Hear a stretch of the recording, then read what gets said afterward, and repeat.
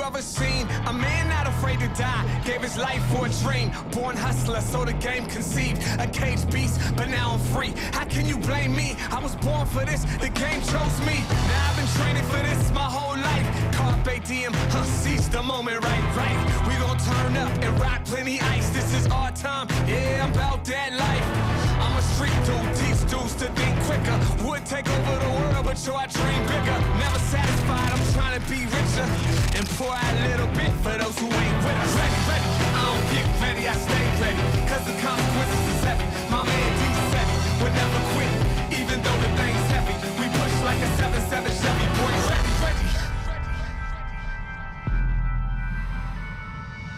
I try to tell you, you ain't ready. I'm on it with us, so stop lying. Show me a dude can, I show you a boy dying. I ain't lying. We are self-built, self-made, self-sustained, self-seeker, selfish. Yo, I'm trying to get paid. Ready. My whole clique since 06 was on the bottom, now we running it. Grind hard when the load gets heavy. The money was slow, but now it's ready. You boys is not ready.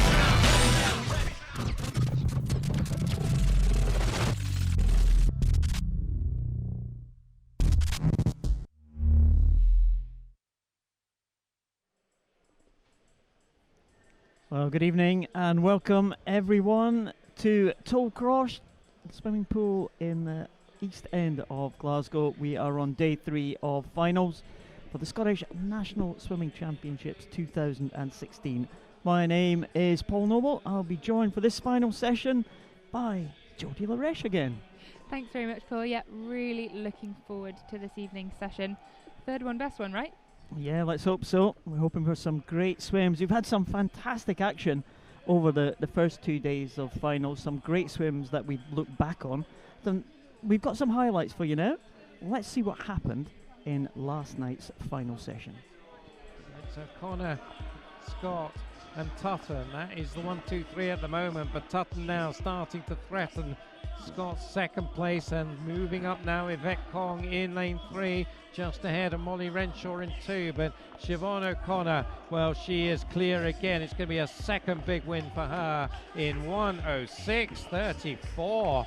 Wow, 1:06.34. That is a new British record. I can't believe that. Can you believe that, Jodie? Oh my God, I literally have goosebumps. She can't even believe it. That is just a phenomenal swim. Tell you what, that girl is going to be a serious threat at the Olympic Games. Watch this space. It is pretty similar to her time this morning, a couple of tenths past her. So she'll be looking for a strong final 50 here, and particularly if she wants to hold off Georgia May here, because she is pushing hard here in lane 3. There's only about half a metre between them with 10 to go, but it looks like Full of Love is covering the move, and she is going to hold on here. It's going to be a 1-2-3 from Manchester, Loughborough and Nottingham. But it's the two black caps who are going to sort this out, and Murdoch has the advantage in lane 5 by around about half a metre, but he just can't quite shake off Van Lith here, who is pushing him all the way. But Murdoch is holding it. He's holding it by around about a metre, 10 metres to go. It is going to be Murdoch bringing this one in. He's just gradually extending the lead now in the closing stages and comes in 2:11.32 to take it. 2:18, and Jordan really needs to show character here if they're going to do it. The clock just coming up to 7:10. He's got about 18 metres to go. He really needs to push in this last 10 metres then, really putting everything he can into it. Clock coming up towards 7:20 here. Let's see the time. He's done it 7:21.16. He takes a second off the Scottish time. A great British team record as well. Well, the Stirling Uni team finishing off the evening session last night with that British team record. Fantastic swimming there from the guys in that 4x200 freestyle. What about that swim from Siobhan Marie O'Connor though, Jodie? I know, just watching back the VT there, I just absolutely love the complete surprise on her face at the end of that race. I mean, we know she's a fantastic athlete. She has swims like that in her, clearly. But the fact that even to herself, you know, she was like, I can't believe I've just done that. Absolutely amazing. And it was a swim. I mean, she's preparing for Rio now in just over a month's time. And that was a time that actually won at the Commonwealth Games gold medal here in Glasgow. Well, I mean, she's going to take so much confidence from that swim. You know, she's obviously, like you say, heading into Rio. It's all about that now. You know, she's a formidable force, both in the 200 metres individual medley, and she's proving now that she's absolutely world class in the 100 as well. It's going to be fantastic to watch at games time. Well, we will look forward to watching that in Rio, and tonight we'll look forward to these finals that we have in store for you. MC means multi-classification. Some of the para swimmers we will see in action. First up, the 200 metres individual medley, and the men's 200 IM is followed by the women's 400 freestyle. And again, a couple of big names to look forward to. Camilla Hattersley, the local swimmer from right here in Glasgow, she goes in that 400 freestyle, trying to have another title here at these championships. Men's 100 breaststroke, Jodie, you've got to look forward to that one. Absolutely. I mean, we saw Craig Benson, Ross Murdoch last night in the 200 metres. It's just going to be oh no, Craig Benson is in there. Sorry, he is in there. Ross and Craig both again going in the 100. Ross, of course, swimming this at the Olympic Games. You know, he's had a phenomenal year on the 100 breaststroke. Obviously, coming away from the World Championships with what he even says himself was a surprise bronze medal. So let's see if he's got any surprises tonight. Yeah, let's hope so. Craig Benson could be an outside lane flyer in that one. Just made it into the final, but if you've got into the final, you've got a chance. Women's 100 backstroke is next up. Kirsty Simpson, City of Aberdeen's been showing some good form. She's in one of the centre lanes next to Abramova of Ealing. And the men's 200 metres backstroke. He follows that one, and we'll watch out for some of the big names swimming in that one. Joe Hume's the fastest qualifier there, and next to Lucas Raffutlin from the elite squad there. And women's 200 breaststroke, that should be quite good. Molly Renshaw has been in good form. Let's see what kind of time that she can do in the centre lane there. We have the 50 freestyles for men and 50 butterfly for women. Multi-classification A and B final for each of those. And then we have the men's 800 freestyle, the fastest heat. Now that should be very interesting. Stephen Milne due to go again. Tim Shuttleworth, who swam here in the Olympic trials in the 1500. Yeah, absolute breakthrough swim for him in this very pool, as you say. So he must have a lot of confidence coming in here this evening. Obviously, again, it is all about Rio, but this is a fantastic point in the season now to see where you're at. If there are any last-minute tweaks and changes that you need to make, they will be leaving for the preparation camp in Bello in 3 weeks' time. So they've still got a little bit of time left, but it will be all about refining that race technique and the race strategy on the day. We finish off with the relays, always exciting. We have seen club record times being broken over the last 2 nights, and let's hope we can get more record performances for the women's and for the men's 4x100 freestyle relays. Should be very exciting indeed. Well, lot to look forward to. Give us your thoughts on Twitter. Hashtag SNSC16. Jodie is poised to get your messages out. Yep. You got lots of battery in your phone tonight. I have, well, not loads, but hopefully enough. Hopefully enough. Yep, I'll be looking out for your tweets throughout the session. So send them in, get behind your swimmers. We'll try and read out as many as we can. Let's head to the swimming. Absolutely. Just about to get underway. And here are the finalists coming out for the first event. Leo Johnson just missed going out. Christian Buchanan from East Lothian coming out now. This is the men's multi-classification 200 metres individual medley. That's Lewis Beagrie. Oliver Carter singing his way on to the pool side there. Barry McClements, a young man from Northern Ireland, represented Ireland at the European Championships. Benjamin Folston from Nova Centurion next to the experienced campaigner James Crisp. Tom Hamer, exciting young talent from City of Manchester, goes in lane number 4. Tom Hamer and James Crisp, of course, in the centre lanes, both on their way to the Rio Paralympic Games. Again, multi-classification, Jodie, it's not necessarily the swimmer who touches first that will win that, but the swimmer who is closest to the world record for their particular classification. Yep, absolutely. You've got to make sure as you're watching this race, you do let it play out. It's not, as you say, always the fastest guy, the one that comes in and touches the wall first. It's going to be the one that gets closest to the world record. And I think it's 1,000 FINA points, is that right? So the nearest that they get to that 1,000 FINA points will ultimately give them the win. Yeah, that's right. 1,000 points is equivalent to the world record for each of the classifications, so they've each got their own target. Does help when you're next to someone who is swimming a similar time, though. James Chris there, you see, affected in his left leg. Had polio as a child, James Crisp, so see, he's a swimmer with a physical impairment. Tom Hamer on the left there, swimmer with learning disability. Barry McClements, their leg amputee in the red cap, the youngster right in the centre there. He's been making a big impression, Barry McClements. He's Northern Ireland swimmer, represents Ireland internationally, and he had a very good debut in the European Championships in Madeira, and he's moved on since then. But let's see how these guys get on in the centre lanes here. Tom Hamer, he's a British record holder, and that stands at 2:15.65.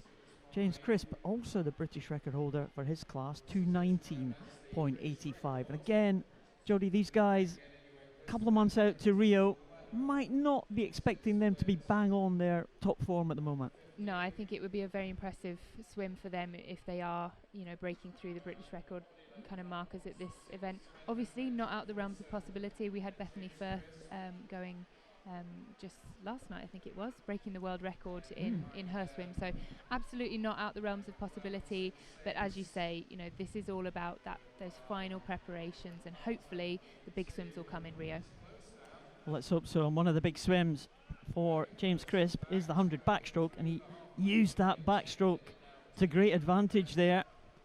And James Crisp is a decent breaststroker, but he only has the use of that one leg, and that is really going to have an impact against Tom Hamer, who, as a swimmer with a learning disability, has good use of all four limbs. Yeah, this is where we would expect to see James dropping behind ever so slightly. Obviously, coming into the final tonight, there is 11 seconds separating them. So it's looking pretty good at the moment. Obviously, they've still got that last 50 metres to go, the freestyle leg. But James is keeping in contention. This is a really impressive swim. Yeah, he's a very strong individual medley swimmer. He's a former Paralympic champion back Sydney in 2000. He'll be hoping to get another Paralympic title under his belt, probably in the 100 back. Big shout for James Crisp. But when you get onto the freestyle, Tom Hamer is the master. He is a very, very good freestyler. 200 freestyle, a speciality for Tom Hamer, really showing his strength in the closing stages. And Tom Hamer now into the last 10 metres. He is going to be first to the wall, somewhere around about the 2:20 mark. Tom Hamer gets in 2:20.75. James Crisp will follow him home in 2:26.09, so he was closer than he was in the heats. Both of them, as we expected, a little way outside their best times, but it's going to be quite interesting in terms of points. I think Tom Hamer probably closer to the world record for his classification than James Crisp. Benjamin Fulston was in third, ahead of the young Irishman Barry McClements, and the swimmers in the outside lanes, Lewis Bagri there finishing in 7, Christian Buchanan in 1, and the final swimmer to finish will be Leo Johnston, who has still about 25 metres to go here. And Leo Johnston, swimmer there, affected down the right hand side of his body there. He swims in the S8 classification, so he is the lowest classification. That's what we often see. Maybe might be more prevalent in the women's when we have some of the top performers in the lower classes, the likes of Ellie Simmons, maybe touch the wall a little bit later, but in terms of points, then they might be right up there challenging. Well, we do have a disqualification. Benjamin Fulston was disqualified there, so that's unfortunate for the Nova swimmer. We're not sure exactly what that will mean, what the reason for that was. We'll try and bring you the points totals as soon as we have them, and I think they are just clicking over on our system. Yep, and as expected, it is Tom Hamer who will take the gold medal in that one. City of Manchester Aquatics ahead of James Crisp. They were the quality in that field, so no surprise there for those two. And the bronze medal will go to Barry McClements from Swim Ulster, so the young man from Northern Ireland having another good swim. McClements in there, 2:35.22. So a good way to start, Jodie. Yeah, absolutely. World-class field to kick off this evening's session. As you say, the two in the middle really took it out and ended up topping the podium there. The B finalists coming out now for the men's 200 metres individual medley. Well, kind of fanning out there. They're kind of arranged in reverse order. We'll see them being announced in the final. But they all kind of fan out 9-0, 8-1 and so on till they get to the centre. The big men coming out, the big kind of crescendo at the end when they come out, the fastest guys in the centre. Tom Bealey from Aberdeen, he's a swimmer that swam this afternoon actually. He wasn't one that made it from the heats. We have the slower heats in the afternoon. Occasionally we see someone swim very fast in those slower heats, and Tom Bealey has been one of those. Made his way into this B final. Cameron Muir from South Ayrshire goes in lane 1. Callum Dean from City of Glasgow in 2. Alistair Miley and Gavin Haggerwood from Geary in 3 and 4. David Masters from Loughborough in 5. Stuart McIntosh, City of Aberdeen in 6. Joseph Miley, Geary in 7. Will Gain from Nova in 8. Guy Cooper from Loughborough University in lane 9. That is the lineup for this B final men's 200 metres individual medley. If it's an individual medley, there'll be a Miley in it. Absolutely, yeah. I was having a chat with Patrick, obviously Alistair's dad, earlier on today, and it's just wonderful hearing about their family dynamic. You know, they are obviously all brilliant in the pool, but there's something special about the way that they work as a unit, and hopefully Alistair will produce the goods this evening. I know the whole family will be behind him. Well, first to the wall there is David Masters, and just second was Guy Cooper in the outside lane, just at the bottom of your shot there. But he looks like he's dropping back there as the swimmers in the centre come through. And it's lane 4, Gavin Haggerwood, another one of the Geary swimmers. Kind of built a little bit differently than Alistair Miley. A little bit of a strength swimmer there, Gavin Haggerwood, and he's showing his strength now. But Alistair Miley coming back and actually overtaking Gavin Haggerwood. So it's Geary 1 and Geary 2, Jodie. Yeah, the breaststroke leg, of course, a good one for the Mileys, but it does look like lane number 5 is starting to come through. That's David Masters from Loughborough University. Clearly breaststroke, his strong point as well. It's all very tight there between the top 3 swimmers as they go up to the end of this breaststroke. It looks like David Masters is just getting that edge now. Alistair Miley maybe in second, also coming back. Stuart McIntosh in lane number 6, just next to David Masters. So those two breaststroke, obviously a strength for them in 5 and 6, and they lead with the two Geary swimmers 3 and 4 now. Yeah, David Masters having a cracking swim here. Can he hold on in this freestyle leg? He's got stiff competition just outside of him. Stuart McIntosh, as you say, really starting to claw him in, but I think he's going to get this one. I think he might do. Gavin Haggerwood coming back now, showing his strength in the closing stages, but it is going to be David Masters who will get this one around about a body length advantage, and David Masters gets it in 208.91. In second position was Gavin Haggerwood, 209.78 for Haggerwood, and Stuart McIntosh bang on the 210 mark, 210.00. And well, took a lot out of him there, David Masters. That's what you want to see. They'll leave it all in the pool. Yeah, great improvement from this morning as well. He came into that on 211.59, so a big drop, and I'm sure he'll be pleased with the way that swim turned out. Yeah, these B finalists going for that time, and some very good times there as the swimmers come out for the 8th final. George Clough first to lead them out in lane number 9. Chris McComb from Edinburgh Uni, he comes out in lane 0, and in the outside lane Tay Gurovich from Hapoel Jerusalem, one of the Israeli visitors here. Thomas Payne from City of Manchester Aquatic in lane number 1. Manuel van Luchen from Vlaams, the Flemish swimmer from Belgium, in 7. Cameron Brodie, expect him to be strong in the opening butterfly leg there. And Martin Walton comes in lane number 6. Ian Lloyd, swimmer on the Olympic team, of course, for Great Britain. Louis Cronin, the strong Flemish swimmer in lane number 5, and another of the GB Olympic team, Max Litchfield, goes in the centre lanes here. There's Max Litchfield, lane number 4. He will be very much the favourite for this one, Jodie. Yeah, expect to see him take this one out. Even, I mean, we've got Cameron Brodie, as you say, really strong fly swimmer, but Max Litchfield really likes to take these races out, and he's got the back end to back it up. So he really is the consummate performer in the individual medley swims. Obviously, we saw him have the trials of his life, qualified for his first Olympic Games. So yeah, expect to see him really coming through in this event. He's such a gritty swimmer, so he'll fight back whatever the circumstances. Yeah, it was a great battle in those Olympic trials for the individual medley spots. A number of swimmers were vying for them, wasn't it? It was Max Litchfield that came out on top. Fantastic stuff there. Yeah, brilliant swimming from him. He's training with the City of Sheffield now, and it seems to be doing him wonders. This is the final of the men's 200 metres individual medley. Max Litchfield goes in the top of those 2 yellow lanes in the middle. As you look at them, Louis Cronin will be strong. A Flemish swimmer next to him. And we'll see how Cameron Brodie goes there. The lanes go 0 at the top, down to 9 at the bottom. So Cameron Brodie there in lane number 2.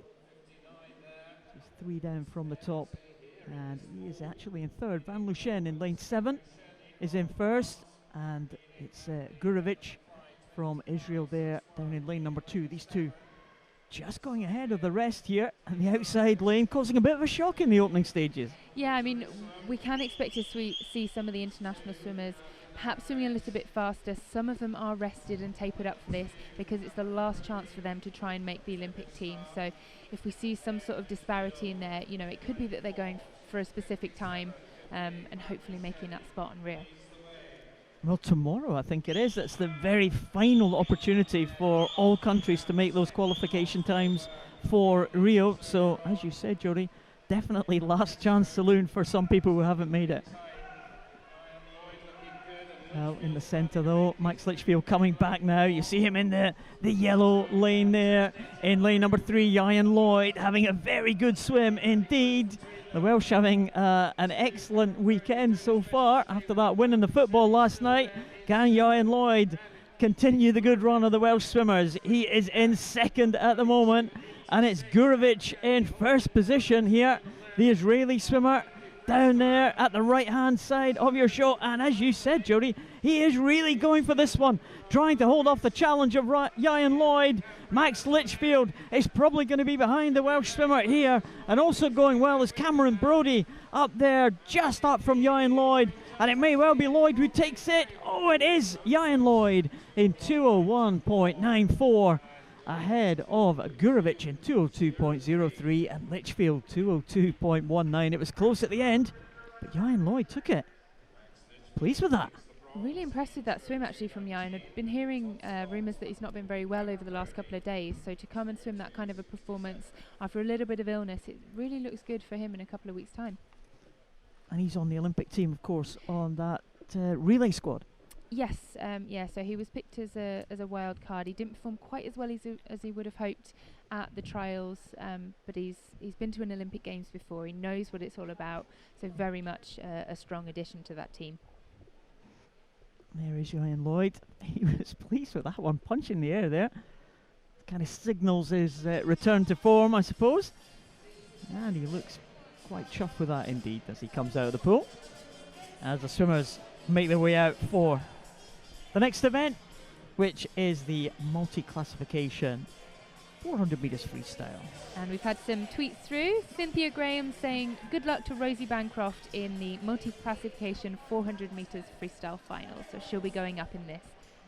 Yeah, right on cue. Rosie Bancroft just about to come out. We did see there Beth Johnson going through. Eleanor Robinson. There's the unmistakable figure of Ellie Simmons coming out now. Hope Gordon we saw going through in the wheelchair earlier. Cara Smythe there from Inca's Club in Fife, coached by my old coach Gary Roberts. Coral Farrell from Warrington, the yellow cap there. It's Tony Shaw really well supported by the City of Aberdeen team. This young lady, Abby Kane, visually impaired swimmer. She is on her way to Rio as well. And there's Rosie Bancroft there, going through in lane number 4. Rosie Bancroft, Scottish record holder in this one, 4:44.68. And a lot of Scots in this one. If you look down the field, again, a range of disabilities in this one as well. A lot of S10 swimmers, S10 being swimmers with a minimal impairment. And there's young Eleanor Robinson. Well, two Ellies side by side there, and Ellie Simmons on the left. A big inspiration for Eleanor Robinson. But Eleanor Robinson had made a debut in the European Championships in Madeira, won a hatful of medals, and almost beat the world record holder in the 50 metres butterfly. If you do nothing else, have a look at Ellie Robinson's 50 butterfly in the Paralympic Games. It could be a sensational race for young Ellie. Well, the two Ellies unlikely to feature in the opening stages of this one. We might come back to them as the race progresses. They are the lower classifications, and in this 400 freestyle you would expect them to be a little bit behind the field. But Ellie Simmons, the former world record holder in this one, will definitely feature in the shake-up for the medal. Yeah, again, it's all about points in this one. A really fantastic race, though, for us as spectators, in that there are 5 swimmers of the same classification. So if you look out for lane 0, lane 2, lane 3, lane 4, and then lane number 6, they are all S10. So you can compare those swimmers like for like. They are all of the same classification. So essentially, for them, it's a head-to-head battle in this.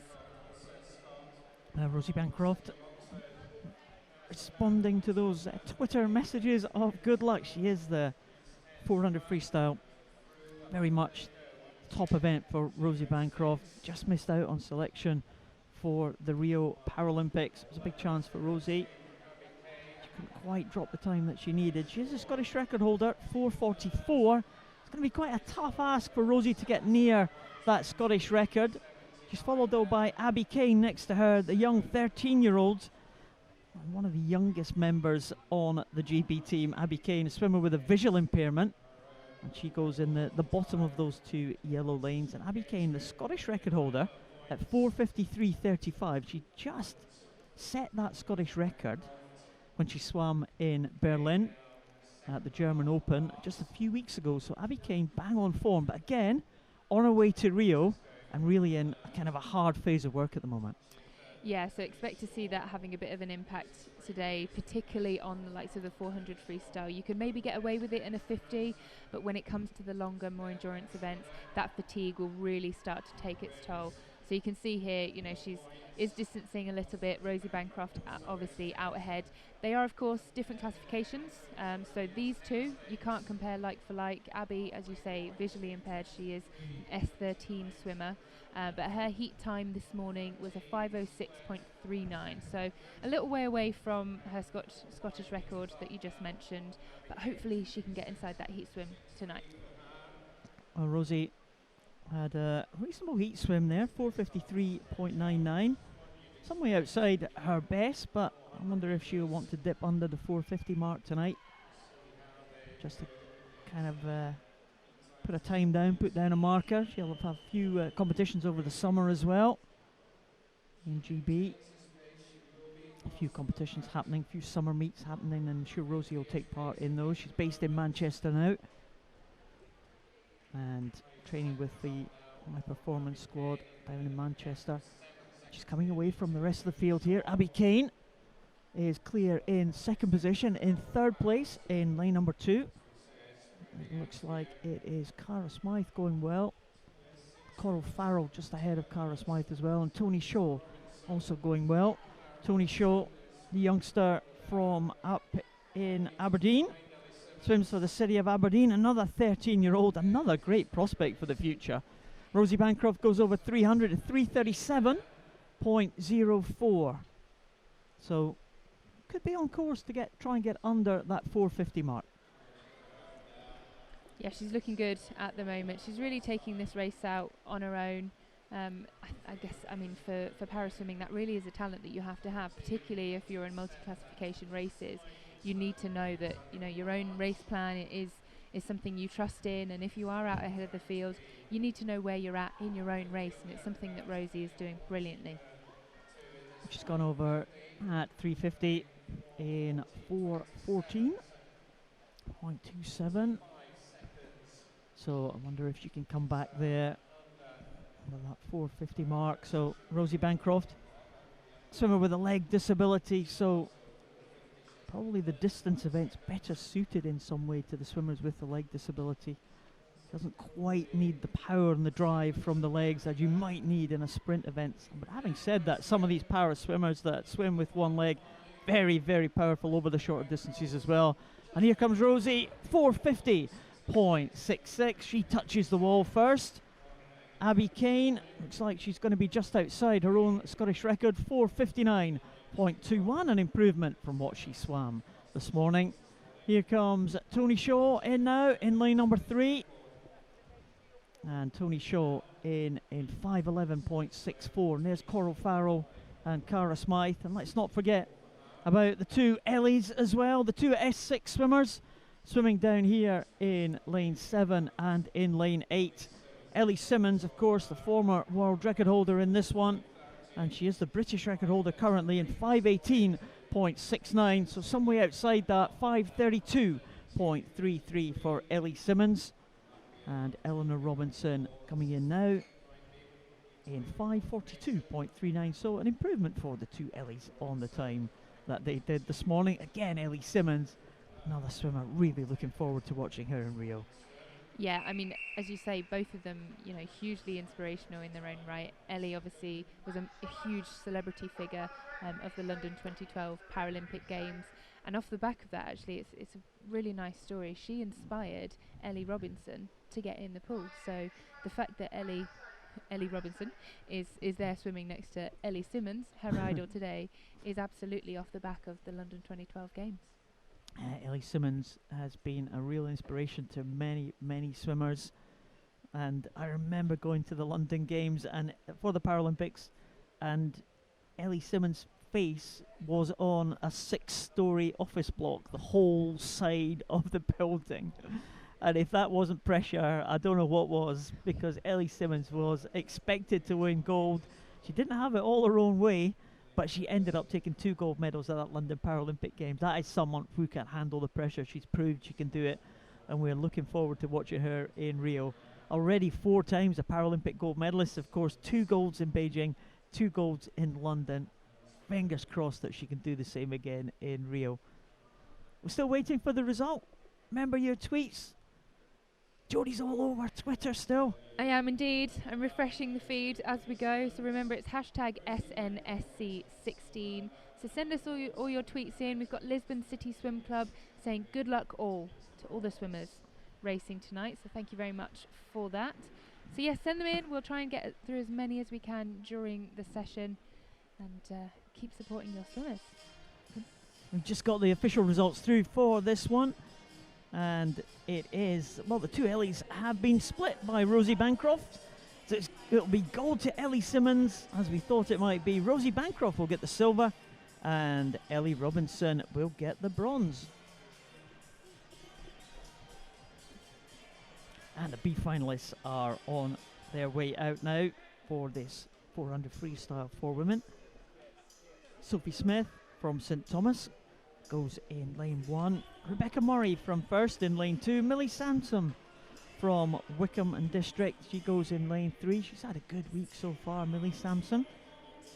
Molly Wright and Rosie Rudin, the two Nova swimmers, in the centre lanes there, 4 and 5. Alice Alcaraz goes in 6, the City of Aberdeen swimmer. Nikki Miller, South Lanarkshire, in 7. And Ailey Duffy from City of Aberdeen in lane 8. Well, this is the B final, Jodie. We've got 2 juniors here vying for the Scottish junior title.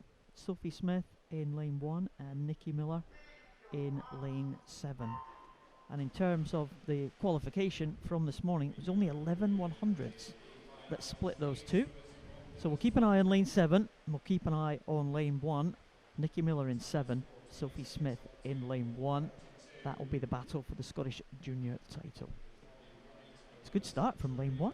Very good indeed for Sophie Smith. Looked like she is going to lead them in to this first turn. As I say that, some of the swimmers just come past her, so maybe she won't. Rosie Rudin is first. Sophie Smith is in second position, but only 2 100s separating those two up the first 50. Yeah, it's very close at the moment. As we see from the entry times from this morning, there's not much separating them at all. Molly Wright in lane number 4, she was 2 seconds ahead of the field, but then when it comes to the second, third, fourth positions, it's split by 0.7 of a second. So really expect to see these girls fighting it out all the way to the end. They are very close in terms of the entry times, and it's looking like lanes 4, 5 and 3 taking this one out hard from the start.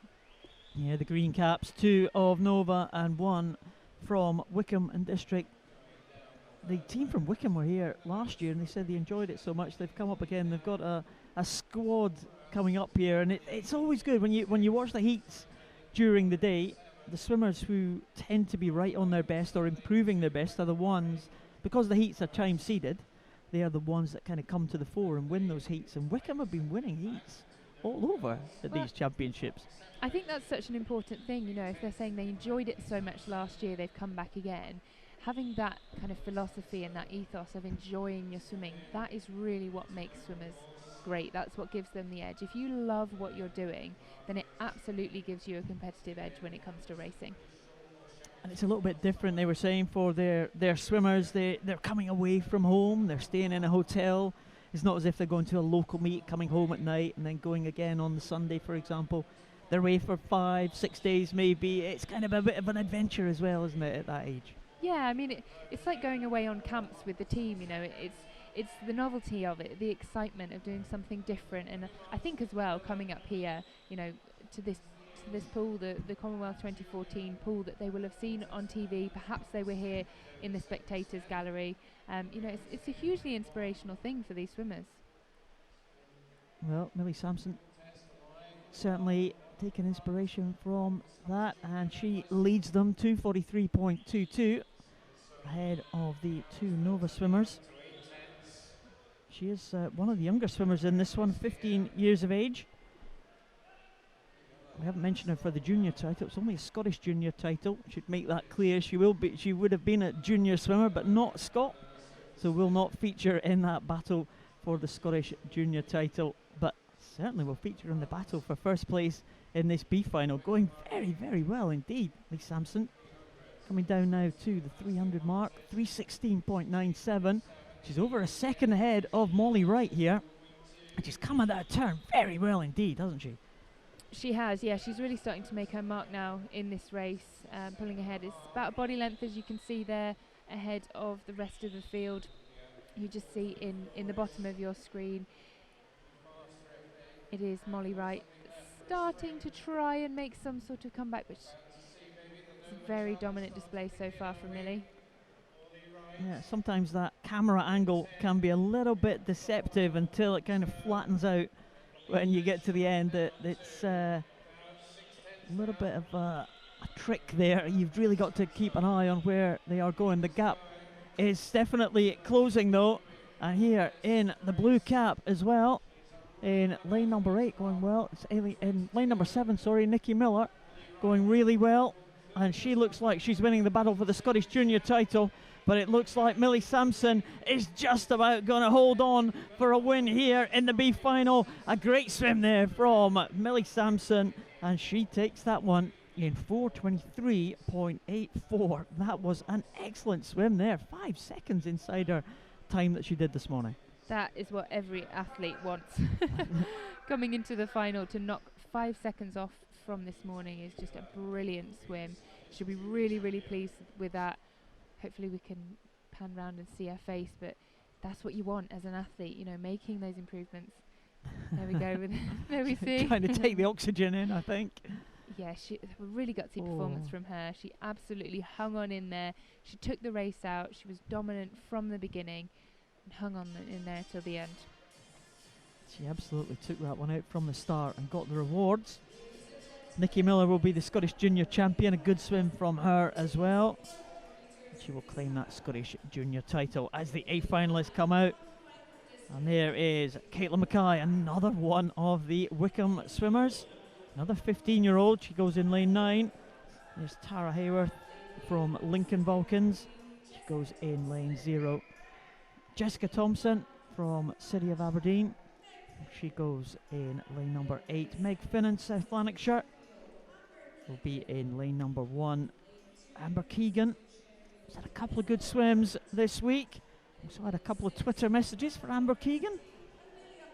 She goes in lane number 7. Isabel Grant, her City of Sheffield teammate, will go in lane number 2. There is Amelia Maughan from Bath University in lane number 6. Camilla Hattersley, the local favourite, City of Glasgow, she goes in 3. And in the centre lanes will be Abby Houston from City of Sheffield and Georgia Coates from City of Leeds. Now, Jodie, how do you see this one going? Couple of big time performers in this one. Yeah, tricky one to call. Obviously, we've seen Camilla in a couple of events already. The 800 metres freestyle last night, she put in a really solid swim there. But obviously, Georgia Coates, she's going to be a teammate in Rio, so absolutely not one to rule out in this race.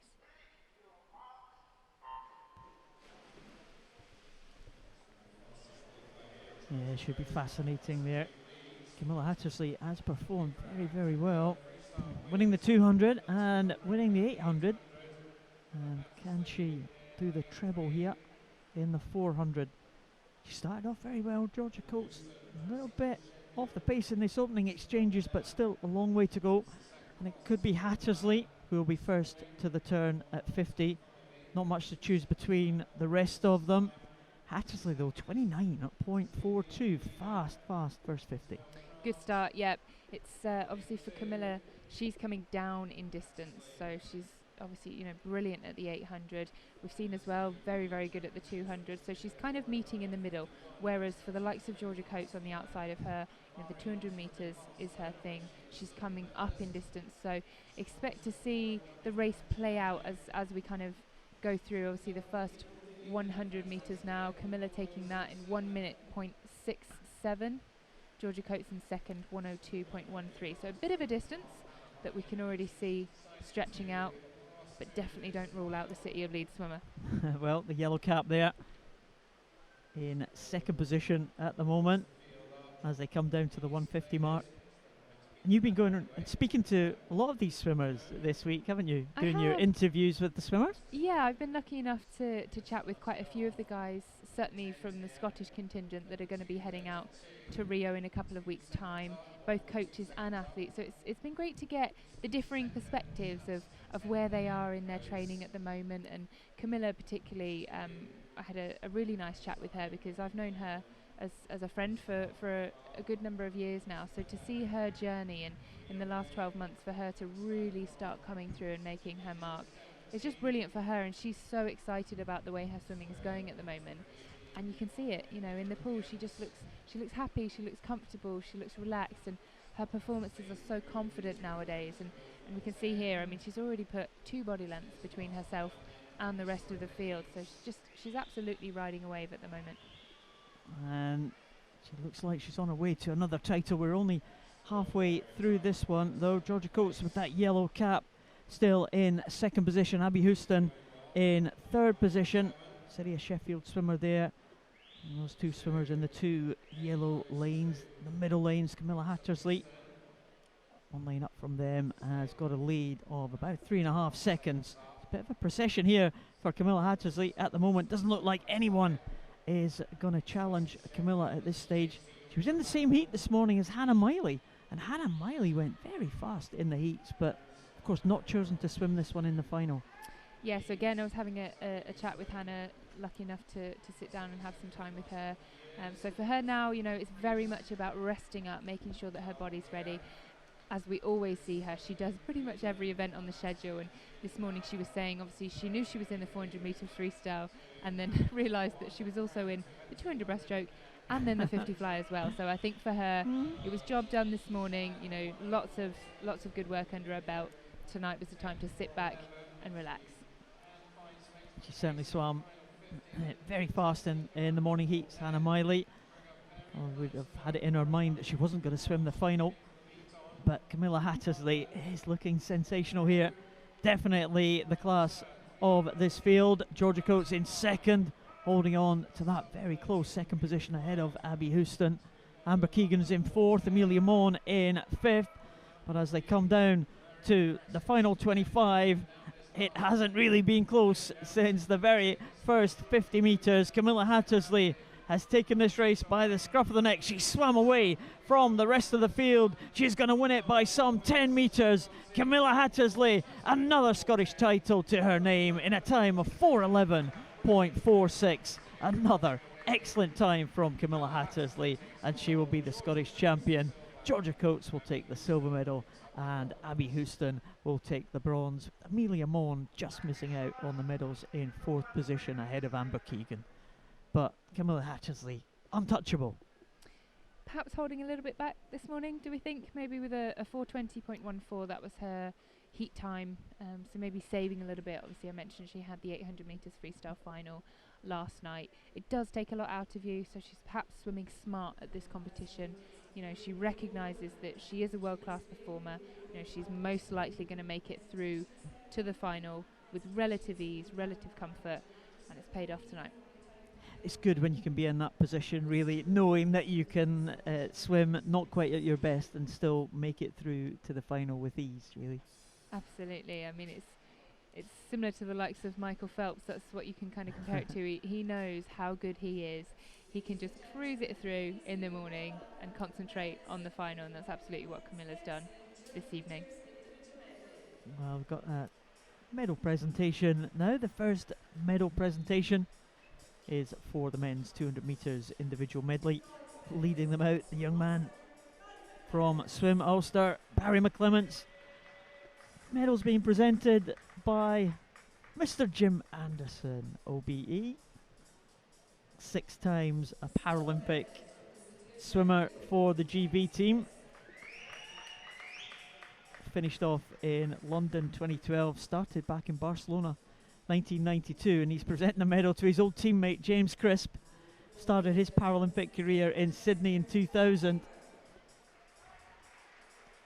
And Tom Hamer takes the gold medal. Good swim for Tom Hamer. Watch out for Tom Hamer when we get to Rio. He is fantastic, Tom Hamer. Swam here at the Commonwealth Games for England, of course. Swam here at the World Championships that were held right here in Tollcross, and he has just got better and better and better. European champion now, of course. And here's the guys coming out for the presentation for the men's 200 metres individual medley. Max Litchfield, bronze medal this time. Getting some big names here, Jodie. Rio-bound swimmers. Looking forward to watching them in action in, what is it, 35 days now? 35 days, it is indeed. We've got an internal countdown clock here in the comms team. No, it's great to see these guys performing the way that they are at this point in the season. Again, mentioning that we know that Yayan's not been very well. That's a really gutsy performance from him. And obviously, you know, Max Litchfield's fantastic trials. We know, you know, he's a young talent relative to a lot of the rest of the team. So, yeah, expect to see big things to come. Excellent stuff there. Yayan Lloyd, very pleased to be at the top of the medal podium. Cameron Brodie, Scottish champion. And Joe Watt from City of Glasgow is the Scottish junior champion. Yayan Lloyd wearing the Welsh Dragon with pride. There'll be a few Welsh Dragons out today, I can tell you. I even saw a car here in Glasgow with the Welsh flag hanging out of the window. What happened last night? Well, I don't know. We'll have to ask someone. Bedecked in these Welsh colours. I seem to have discovered quite a few Welsh friends that I didn't know about on my Twitter feed. Oh, have you? Right, okay. Well, you are the queen of Twitter. I am indeed. Is that your cue? That is SNSC16. Make sure you're sending them in. John Dingaling-along has sent us a message. Big mentions for Wickham Swim during the 400 free finals, day 3 streaming. Of course they were. They've come a long way, so we'd like to give them the 2 seconds worth. Absolutely. Rosie Bancroft takes their gold medal. In fact, it wasn't the gold medal for Rosie, it was a silver medal for Rosie because Ellie Simmons won the gold, but the two Ellies not here for the medal presentation, so that's unfortunate. So Rosie Bancroft, the only representative on that medal podium. The gold went to Ellie Simmons, the bronze to Eleanor Robinson. And there's the girls who have just swum. They'll be straight into swim down after this one. Abby Houston with the bronze medal, accepting that from Jim Anderson. And the silver medal, Georgia Coates. As you said, a great talent. Still very young, isn't she? Just 17. Yeah, there's so much emerging talent coming through British swimming. It's a really exciting time. You know, including Camilla. She's only 21. We see her there, stepping up to receive her gold medal from the legend that is, as you said, Jim Anderson. Jim the swim. Nicest man you'll ever meet. Apart from yourself, of course. Yeah, of course. And Nikki Miller, it was from South Lanarkshire, accepting the junior medal. Camilla Hattersley, of course, a Scottish champion as well as the Open champion. Nikki Miller's had a good week, a couple of junior titles to her name. Another name we might be getting more familiar with as she moves into the senior ranks. With the two Olympic teammates there having a little bit of a chat as they leave the medal podium. And we move on to the next event, which is just about to come, which is the 100 breaststroke event for men. So again, what talent we have in this country for 100 breaststroke. Yeah, I mean, we mentioned it earlier on, the Ross and the Craig Benson battle, but of course, you know, we can't go mentioning breaststroke without mentioning Adam Peaty, world record holder in this event. You know, fantastic talent coming through, and it just seems to be all the breaststrokers come at once. Yeah, it's certainly a time to be a breaststroker, a very tough time to be a breaststroker, very high standards, but that has forced the GB swimmers right to the top of the world stage. If they want to be top in Britain, they've got to be top at the world. Kyle Hughes has just gone through, Isaac Dunning, Lewis Bagry, Christian Buchanan. There's John Law, visually impaired swimmer, set a Scottish record today in the heats. And the man out last is the man in the centre lane, Scott Quinn. In lane number 4, let's see if he's got his lucky boxer shorts on. Scott Quinn, it's his trademark. Oh yeah, there we go. Familiar with these lucky boxer shorts, Jodie? Yep, he's got a routine he likes to go through. There he is. See him there, just with his stripy checked boxer shorts on.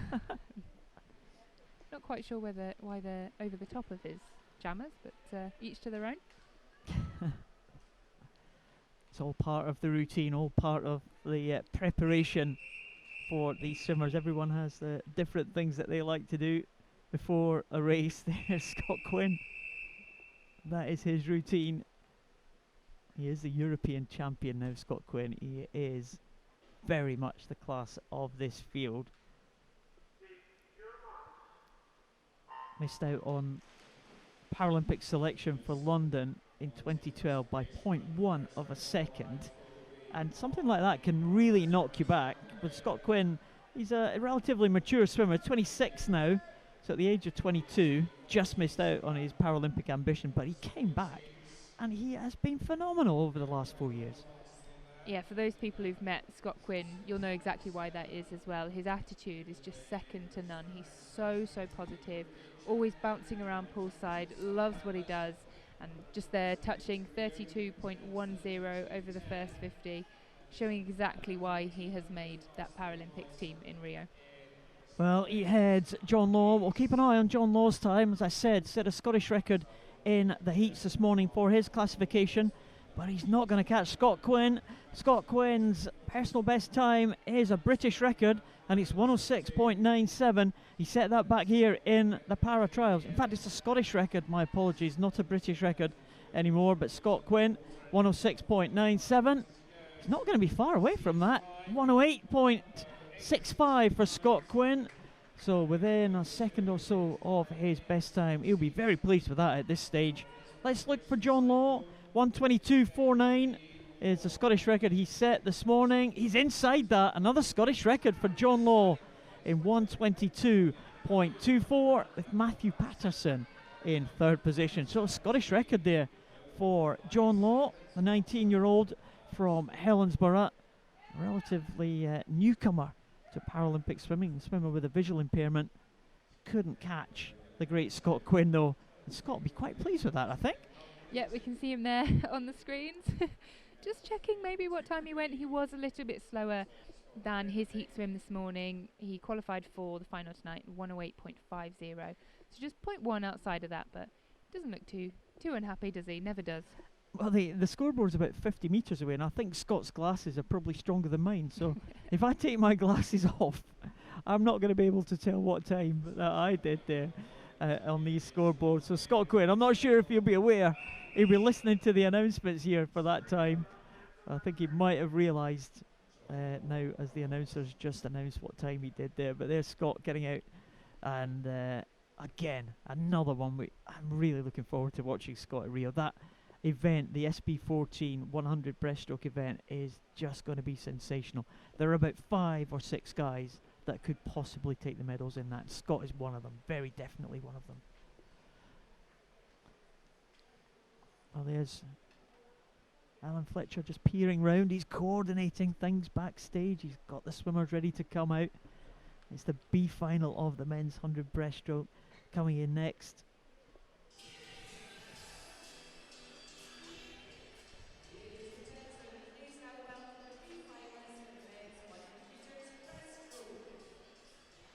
And here they come out now. Fanning out, as we have said before. George Clough in lane 0 from Warrender Baths. Chris Kerr,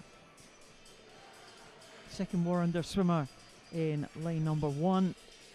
Luke Howdell, City of Sheffield, he goes in lane number 2. Robert Lancaster from Loughborough University in 3. Benedict Tortolano, University of Stirling, in lane 4. Kieran Preston from Edinburgh University goes in lane number 5. Daniel Lim from Warrender, the third Warrender swimmer, goes in 6. Christopher Steeple, City of Manchester Aquatic, in 7. Callum Macbeth from Forres in 8. And Edmund Ashton from London Aquatics in lane number 9. Well, the entry times in this one, Jodie, 1:05.06 was Benedict Tortolano's time in lane number 4. Can anyone go faster than that? University of Stirling.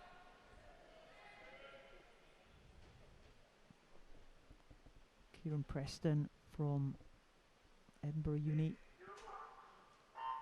1:05.56 in the heat. We'll see who gets off the quickest. Good start there from Daniel Lim, I think, from Warrender. Also, Chris Steeples going well in lane number 7, City of Manchester. Yeah, Chris Steeples, of course, winning the 50 metres in, I believe it was the B final. Yeah, 50 metres in the B final. So we know that he's got the front end speed. We know that he's got that sprint element to his race. So really taking it out now, giving himself an advantage as he comes into the first 50. 29.55, he touches there. Considerable way ahead, 0.7 ahead of his nearest competitor. And he is still holding on at the moment, although we're starting to see him tie up as the Warrender cap and the white University of Edinburgh cap start coming through. They do start coming through, and they start coming through very strongly indeed there. It is Kieran Preston probably hitting the front there in that white cap. He's just going to touch out Chris Steeples there, but Steeples were holding on for second position in 1:04.75, but it does go to Kieran Preston, 1:04.23 in first position. Chris Steeples in second, and Daniel Lim in third position, all under the 1:05 mark. He will be pleased with that one. 1:04.23 wins it for Kieran Preston. Chris Steeples in second and Daniel Lim in third. So wait for confirmation of this. It's not a great situation when the result doesn't rank immediately. sometimes mean there's a problem, sometimes with the time. There may be a disqualification as well in the offing. We're just going to have to wait for that one. Well, I think there is a disqualification. And it's Benedict Ortolano, lane number 4. So the result doesn't affect the top 3 positions in that B final. Preston, Steeples and Daniel Lim. That is the finishing order in that B final. Well, on to the A final, Jodie. This could be a good one. Yeah, so Ross Murdoch not qualifying first for this one. It was, in fact, Arno Kaminga from Royal Dutch. He qualified in 101.79. So Ross, the underdog, is not quite used to being that situation in Scotland, but we'll see how he gets on. Panning out there, Craig Benson was there in lane number 9. Craig Benson might be a threat from that outside lane. Jamie Graham in lane 0. Joshua Hall in lane number 8, representing the Philippines. Bastian Sertz from Vlaams in lane number 1. Bram Dekker from PSV Swim in lane number 7. James Delperine from the Philippines. 2 Philippine swimmers in this one. James Delperine goes in lane number 2. And in lane number 6, Charlie Atwood. Sebastian Van Lith in lane number 3. And in the centre lanes, Ross Murdoch goes in lane 5 next to Arno Kaminga, who is in there in lane number 4. As you said, Jodie, I'm not sure what the selection is for the Dutch team. We know the GB team has been selected for a long time, but this is the last opportunity for swimmers to get those Olympic A times, and I'm not sure if the Dutch team's been selected yet. Yeah, no, I'm not sure either. We'll have to see if we can find that out. But obviously, 61.79. I mean, it is a fast time, but it's absolutely not, world beating, as we know. Adam Peaty's, 57 point, way down there under that minute marker, and again, Ross, accustomed to being under that minute point. So 101.79. He looks like he's obviously in fresh shape, but we'll just have to see whether that's an Olympic standard for him. Well, the A qualifying time's 1 minute point 57 for the 100 breast. The B qualifying 102.69. So the A standard is the one that all these athletes will be seeking. Ross Murdoch has already booked his place. He is the European champion in 200 breast. He's the Commonwealth champion as well. 200 breast is a world championship medalist here. Bronze medalist in the 100 breast. Craig Benson out fast in lane number 9 here. Craig Benson may well cause a shock again. Ross Murdoch in the centre lanes in lane 5. Benson going really well. His head just coming at the bottom of your shot there. He is pushing in Ross Murdoch, but it looks like it's going to be between the 2 Scots, probably. Benson just dropping back now, and Murdoch is holding on to this one ahead of Kaminga. It's Murdoch now. Murdoch is going to take this one. Murdoch is the champion in 100 breast in 1 minute point 49. Kaminga in second position, and Benson in third in 101.74. But what a race, and Benson, the outside lane flyer, well, he had us there at 50 metres. He was right there, wasn't he? It's great to see that he's got speed at this point in the season. He is a 200 metres breaststroker. That's what he will be competing in Rio. So to see him having that kind of sprint speed is great. But obviously Ross coming through, this is the event that he will be swimming when he gets out to the games in Brazil. So for him, very, very solid time, minute point 4. He'll be pleased with that, I'm sure. Going under the minute marker, you need to be fresh for that. You really need to be on top of your game. So, he's swum quite a few events already in this competition. It is the last day of swimming for him. So yeah, he'll be happy with that. He never gives too much away when we get to see his face at the end of races. But I'm sure he'll be going back and chatting with his coach, and he'll be happy with that. Yeah, excellent stuff there from Ross Murdoch. He is the champion again here at the Scottish Championships. So Scotland are very lucky to have 2 quality breaststrokers here, Ross Murdoch and Craig Benson, competing in the Olympic team. Well, there's Amy McFarlane leading out the swimmers for the next final, the men's the women's multi-classification 100 backstroke. She won't thank me for that, Amy McFarlane. Cara Smythe goes in lane 0 for Incas. Hope Gordon in lane number 8 for Sterling Swim. Kira Shepherd in lane number 1. Can't see Kira, but there's Beth Johnson in lane number 2. Abby Kane goes in lane number 3. The British record holder, Abby Kane. Laura Pilkington has got a reserve spot. There's Laura coming in next to Hannah Russell. Hannah Russell, the world record holder in this event in her classification, the visually impaired class. Amy Marin in lane number 6 for Romford Town. She's another Paralympic swimmer. Coral Farrell in the water there for Warrington in lane 7. Hope Gordon in lane 8 from Sterling Swim. And we saw Amy McFarlane. There is the world record holder, Hannah Russell, swimmer with a visual impairment. That's a great shot, isn't it? Fantastic stuff. Hannah Russell has been bang on form this weekend. Only 0.2 of a second outside her own British record in the 50 freestyle. What can she do in this 100 back? This is very much her number 1 event. She's a European champion in this one and a favourite going into Rio for gold in this event. Yeah, I mean, world record holder, you can't help but take confidence from that. Obviously, you know, it totally depends what happens on the day. Anything can happen, but going into it, she must be feeling the confidence from that. She must be feeling like, you know, she's the odds-on favourite to come away with the gold. Well, Hannah Russell really showing her class here. Abby Kane next to her in lane number 2 is the British record holder in her classification, both visually impaired. Hannah Russell an S12, Abby Kane an S13. But let's watch the time now for Hannah Russell. World record is 106.15, and here comes Hannah Russell. The clock just ticking over the 1 minute mark. Let's watch the clock, folks. 106.15. A great swim here from Hannah Russell, and it's 106.74. Very, very close to her own world record time. Abby Kane in 112.42 in second position, and Amy Marin in third in 115.19. All the different classifications, of course, for these 3 swimmers. But Hannah Russell, well, she's got to take the gold medal with that, because that was a superb swim. Amy McFarlane coming in now ahead of Hope Gordon. And we'll keep an eye on Laura Pilkington, who is a reserve swimmer in a lower classification. Laura Pilkington be put into the centre lane next to Hannah Russell. And here she comes now into the closing stages. And Laura Pilkington's Scottish record is 201.35. Let's see if she can get inside that 201.35 for Laura Pilkington. She is inside it. 201.06 for Laura Pilkington. So the reserve swimmer has bettered her own Scottish record. And well done, Laura Pilkington.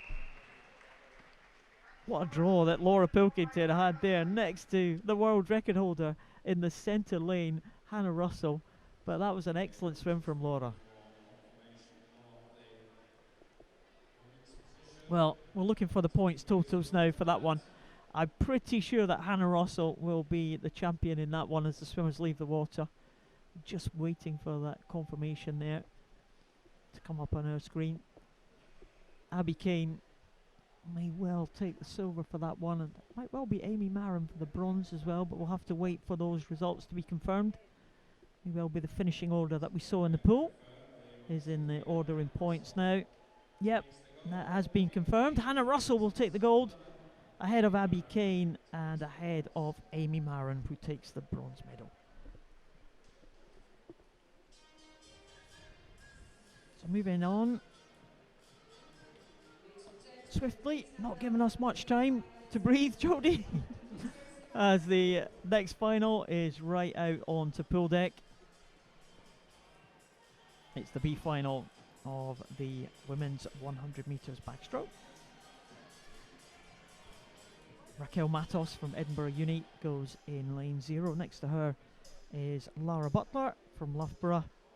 One of the Icelandic swimmers next, Johanna Gustafsdottir from Iceland in lane number 2. Anna Newlands from Stockport Metro in lane number 3. Karen Reid from South Ayrshire in lane number 4. Chloe Barclay, Western Berkshire in 5. Jennifer King, just getting a feel of the water there in lane number 6. In lane 7, Lexi Waller, the only junior in this field, and if she completes the distance, she will claim the Scottish junior title. Maddie Dyer, City of Sheffield in lane 8, and Emily Grant from University of Stirling in lane number 9. Right up to those blocks, these swimmers, aren't they? Yeah, just love that shot of them though. It's brilliant. You see right into to the eyes of the performer before they go. And the backstroke starting ledges have kind of made a difference, haven't they? Yeah, and I mean the reason behind those for people who perhaps don't know is, you know, there's a chance that swimmers can slip. It's really, really important to get that good kind of traction between your feet and the starting timing pads. But sometimes it can go wrong, so the wedge is just a fail-safe for them. And it's Karen Reid who's taken the early advantage, not by much though, by 0.01 of a second. She turns in 31.02. She is starting to gradually make her mark as they come into the final 20 metres. Karen Reid just edging it now ahead of Chloe Barkley there in lane number 5. Karen Reid from South Ayrshire looks like she's going to take this one. Her entry time 104.12. That's been improved to 103.47. Chloe Barkley next in 104.02. In fact, it's a tie for second place. Anna Newlands and Chloe Barkley exactly the same time in 104.02. But Karen Reid will take that one, and she looks pleased with that swim. 103.47. Well done, Karen Reid. And Lexi Waller, well, that result has been confirmed. She finished in 5th position, and she will be the Scottish Junior Champion. Well done, Lexi.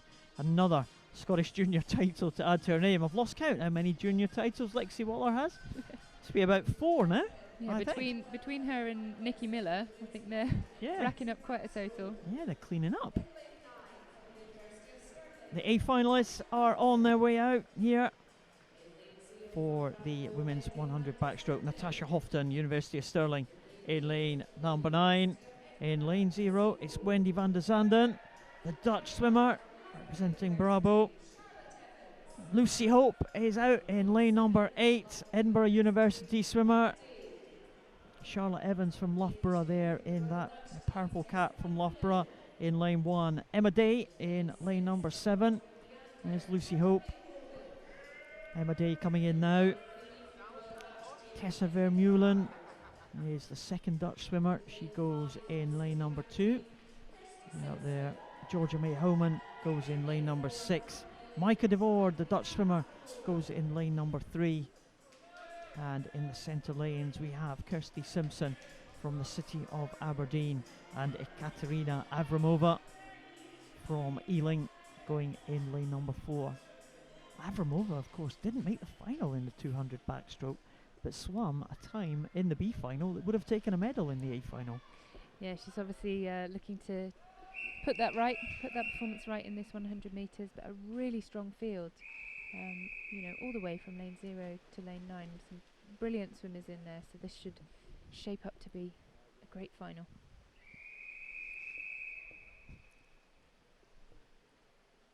Well, there is number 4, Katrina Avramova, represented Turkey at the European Championships very recently, and she's off to a pretty good start there. Good reaction time there. 3 swimmers on 0.58 reaction time. Georgia May Homan and Lucy Hope as well, fastest reaction times, and you know, that can make a difference on these 100-metre events. Yeah, absolutely. You know, it's all about those finite margins, and getting a good start is the best way to get into a race. Of course, you see there in lane number 8, as you said, Lucy Hope, brilliant start off the block, but also a brilliant first 50 metres as well. It is in fact Micah Devard that turns first, 29.75. Lucy Hope not far behind. Well, Lucy Hope recently set the 50 metres backstroke Scottish record in Edinburgh just a couple of months ago. Has she got the stamina to hold on to this 100 metres backstroke? Swimmers in the centre lane look like they are going to be the favourite now. And Avramova coming back in the closing stages. She is going to put it right. Avramova takes it in 101.57. Micah DeVord in second, 102.02. And it's Kirsty Simpson finishing strongly in 102.18. Kirsty Simpson takes it and will be the Scottish champion, Kirsty Simpson. But a good finish there, and Lucy Hope went for it, didn't she? And she almost was able to hold on to that position, but just lost it in the closing stages. Good swim, though, from Avramova. She was very, very good there in the closing stages. And they continue with the backstroke very shortly. I think there's some presentations to be made, Jodie. Yep, so we've got the men's 100 metres breaststroke. Of course, we saw Scott Quinn in the multi-classification event, and a brilliant Scottish record again from John Law. He broke that this morning in the heats and then again in the final. And then, of course, it was Ross Murdoch who took the spoils in the A final. So we see now the multi-classification swimmers coming out to the podium. And there's the man who improved his own Scottish record. You see the medals close up. Matthew Patterson.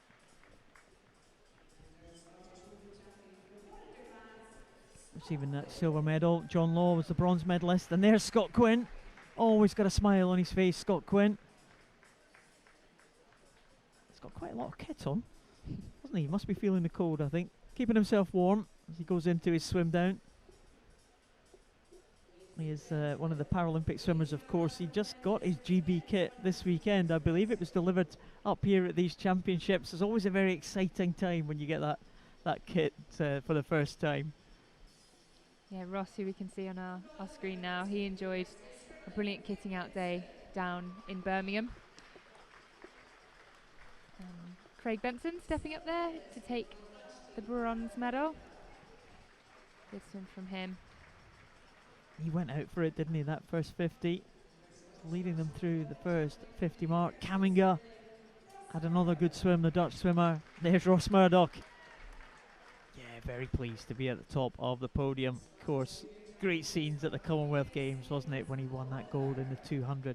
That was absolutely superb. And this young man, we saw him the other day, and he won the junior title. Paul Miller from Aberdeen won the junior title in the 50. He followed that up with 100. I said, a very, very tall swimmer for a young man, Paul Miller, towering above Ross Murdoch. Goes out there as the junior champion. That is the medalist in the 100 metres breaststroke. And the 100 backstroke for women. Coming out now, there's Abby Kane. There's that Amy Marin. Bronze medal tonight for Amy Marin. Amy Marin going to her second Paralympic Games. She was only a youngster. She went to her first one, just 14. Abby Kane will just be 13 when she gets to Rio. And Hannah Russell is the champion. But we can't see Hannah. Fortunate. It's always unfortunate when the swimmers are not on their medal presentations. Hannah probably straight down to swim down. But Hannah Russell takes the gold medal. It's a good time as well, 106.74. There's Kirsty Simpson. Making sure the hair's right for these medal presentations. Important stuff, isn't it, Jodie? Got to look your best. Yeah, you do. Just catching her breath as well. She's not long out the pool. Micah DeVord seems happy with that performance. And there is a Katerina Abramova. She'll be pleased with that one. She looks delighted with that swim, doesn't she? Yeah, big smile from her. And there's Kirsty Simpson. He's the Scottish champion. Doesn't quite know what do I stay in the silver, the bronze medal position? Do I move over to the top? I am the Scottish champion. Lexi Waller adds to the collection of junior medals, as we said. Again, another young talent there. Lexi Waller takes another junior title. Swimmers congratulate each other as they head off. Some of them may well feature in some races later on. We've got another few finals, of course, to enjoy. We've got the relays at the end, so you probably expect some of those swimmers to be back at least in the relays. It's not a great long session, isn't it? They don't have much time to recover. Yeah, it's really important that these girls, or all of the athletes, are making the most of every second they have between swims. As you say, it is unfortunate when we don't see some of the athletes on the podium collecting medals. It would be great if they could send somebody even, as a replacement.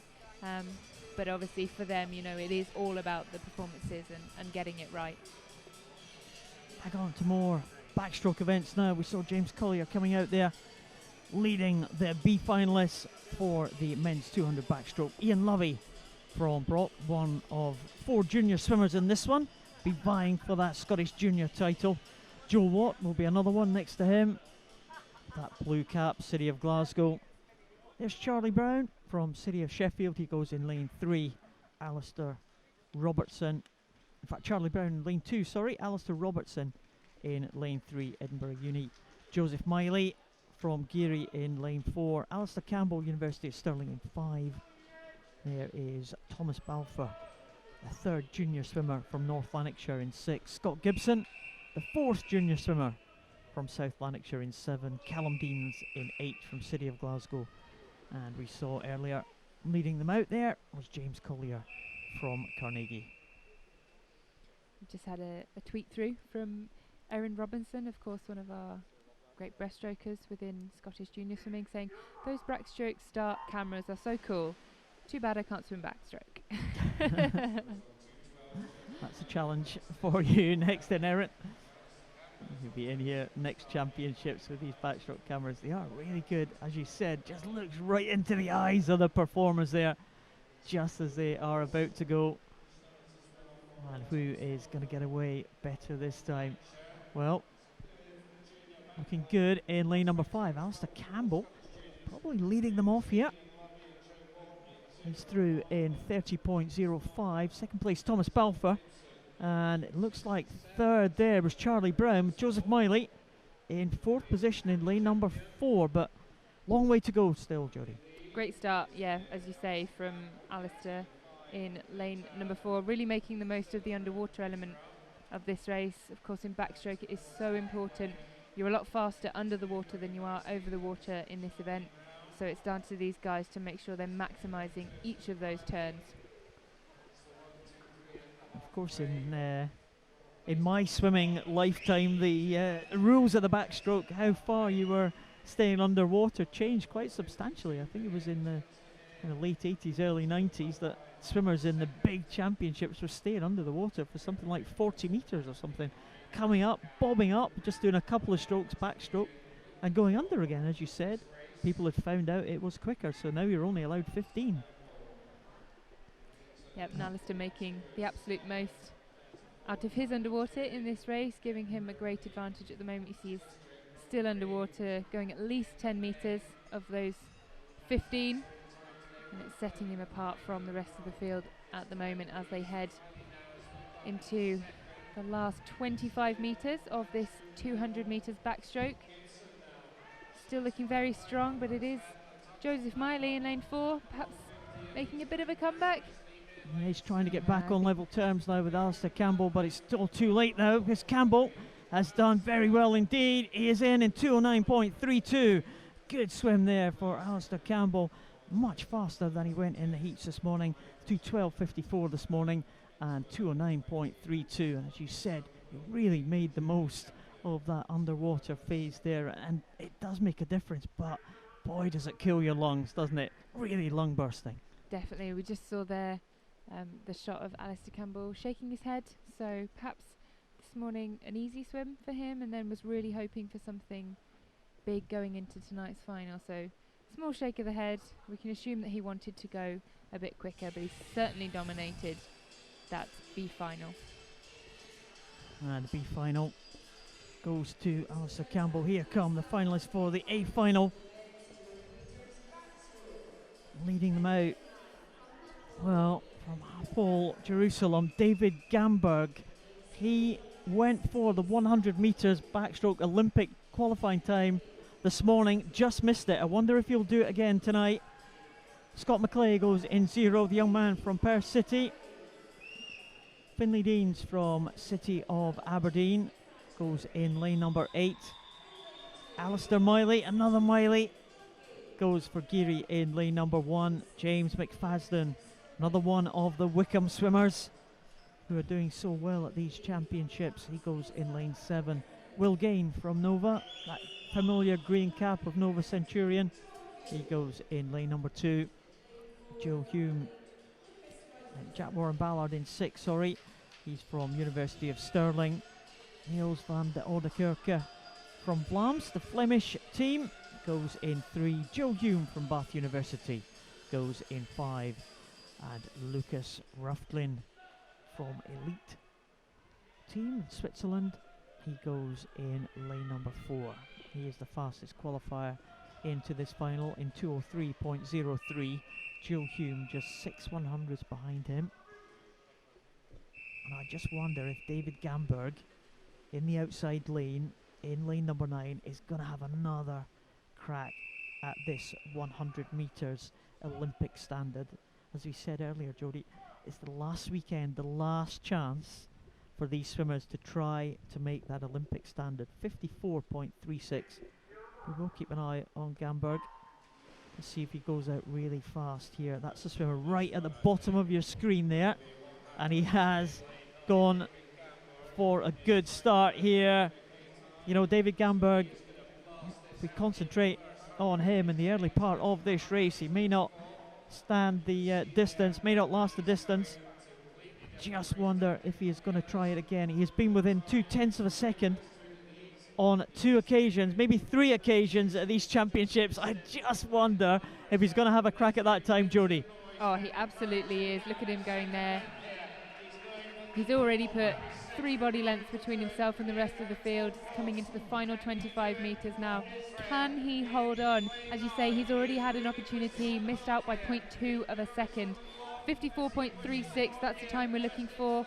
The clock just ticking over 52, 53 now. Oh, it's out again. 54.80 for David Gamberg. He looks back, he can't believe it. Continues on his way. 54.80 again. He's just within a few tenths of it, and that must be soul destroying for the man from Israel. He's tried so hard to get that time and missed out by really small margins. But back to the race there.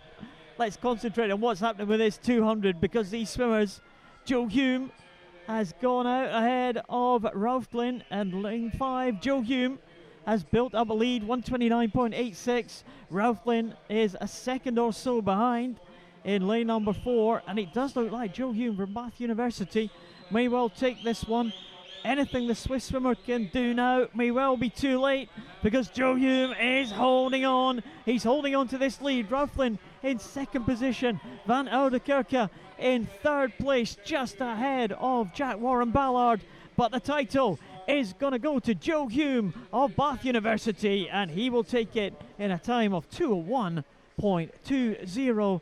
A big improvement for Joe Hume there. Van Oudekerke it was for second in 2:02.62.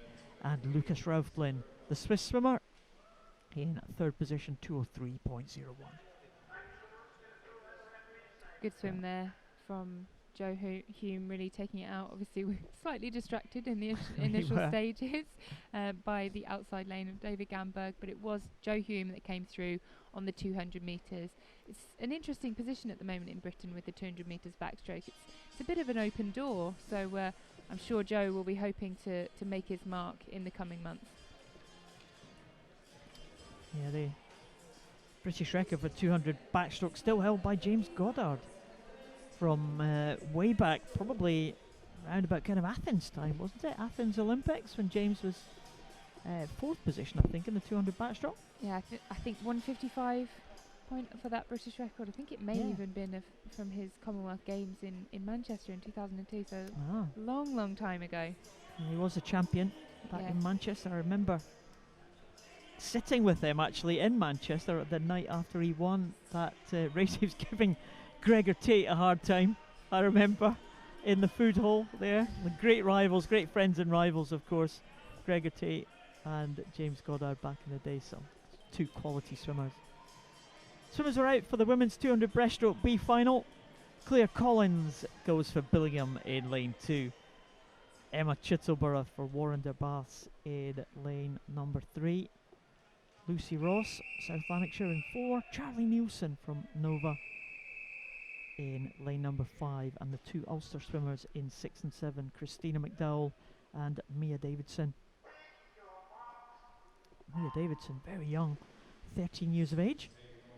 And a few withdrawals in this one. So we do have just the 6 swimmers taking the start for this. And again, looking at the reaction times, the two Ulster swimmers were ahead of the rest of the field there and gained a couple of tenths of a second just on reactions alone. Clearly been working on the starts at Swim Ulster across in Ireland, of course. But it is the centre lanes at the moment. I mean, it's pretty difficult to split them. In fact, I think it's lane number 7 that is taking the advantage at the moment. Emma Chittleborough, 35.86, the Warren de Bath swimmer. Perhaps just seen Scott Quinn take to the podium in the 100 metres breaststroke. Now doubling the distance in the 200 metres. Well, Scott Quinn certainly coached by former Olympic breaststroker Chris Gilchrist, and Emma Chittleborough, I'm not sure if she's coached by Chris Gilchrist as well, but maybe he has had some influence on Emma because she's going very, very well there. 200 breaststroke, of course, was Chris Gilchrist's #1 event. He was a Commonwealth Games medalist in the relay team back in Melbourne in 2006. Was Chris Gilchrist, a great experienced man to have in the Warrender team. And Chittleborough looking good here. Lucy Ross going well, South Lanarkshire in that blue cap. And the Ulster swimmers having their own private battle with the red caps there. But they're all in a diagonal line here as they come up to the last turn, Jodie. Yeah, Chittleborough very much with the advantage at the moment, about body length ahead. But it does look like Lucy Ross from South Lanarkshire is starting to come through. Perhaps a little too late. Still does have almost 35 metres left in this race. Let's see what she can do, but it is still Emma Chittleborough with the advantage at the moment. Closing rapidly though. It was a good turn from Charlie Nielsen as well.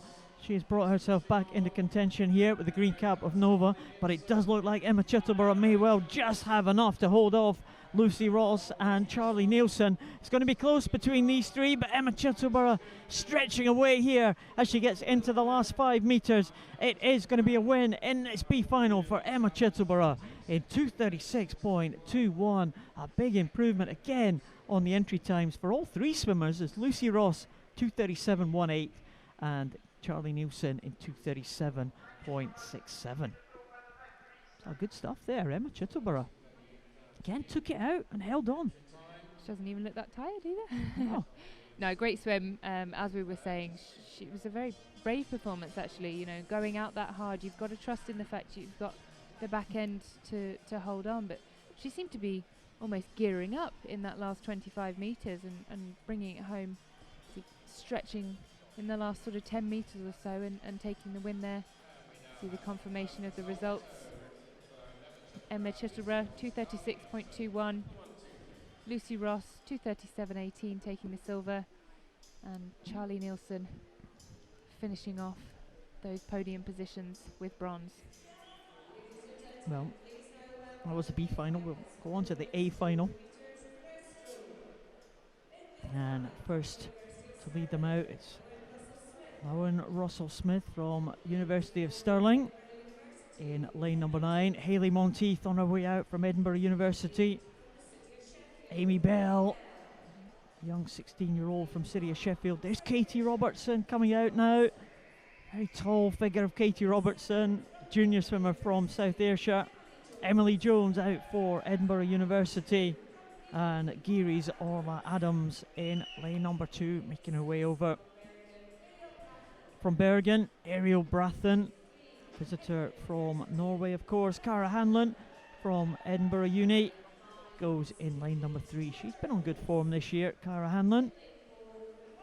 Georgia Coates in the water again from City of Leeds.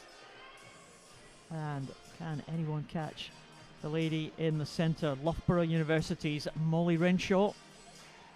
Well, she'll be very much the favourite for this one. And in terms of qualification, was almost 5 seconds ahead of the rest of the field, Molly Renshaw. Going to be very, very tough to beat.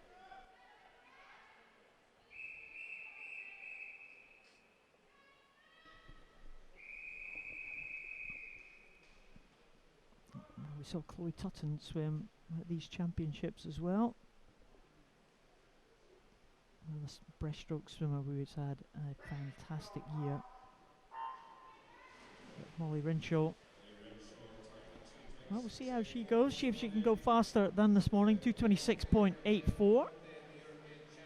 And well, we'll see how Molly Renshaw goes. She's into an early lead with that kind of purpley cap there from Loughborough.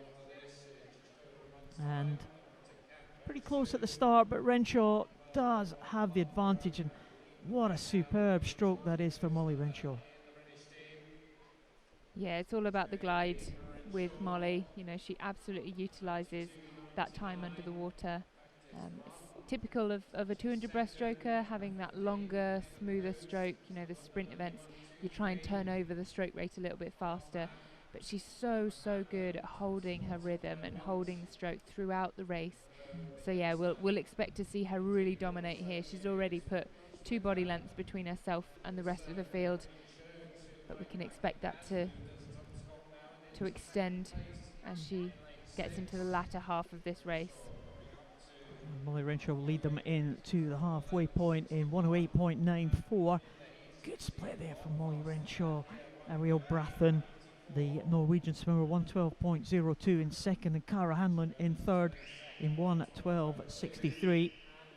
Molly Renshaw, 4th place in the European Championships just a couple of months ago, and second behind Chloe Tutton at the British Championships and Olympic trials. And look at the gap between Molly Renshaw and the rest of the field here.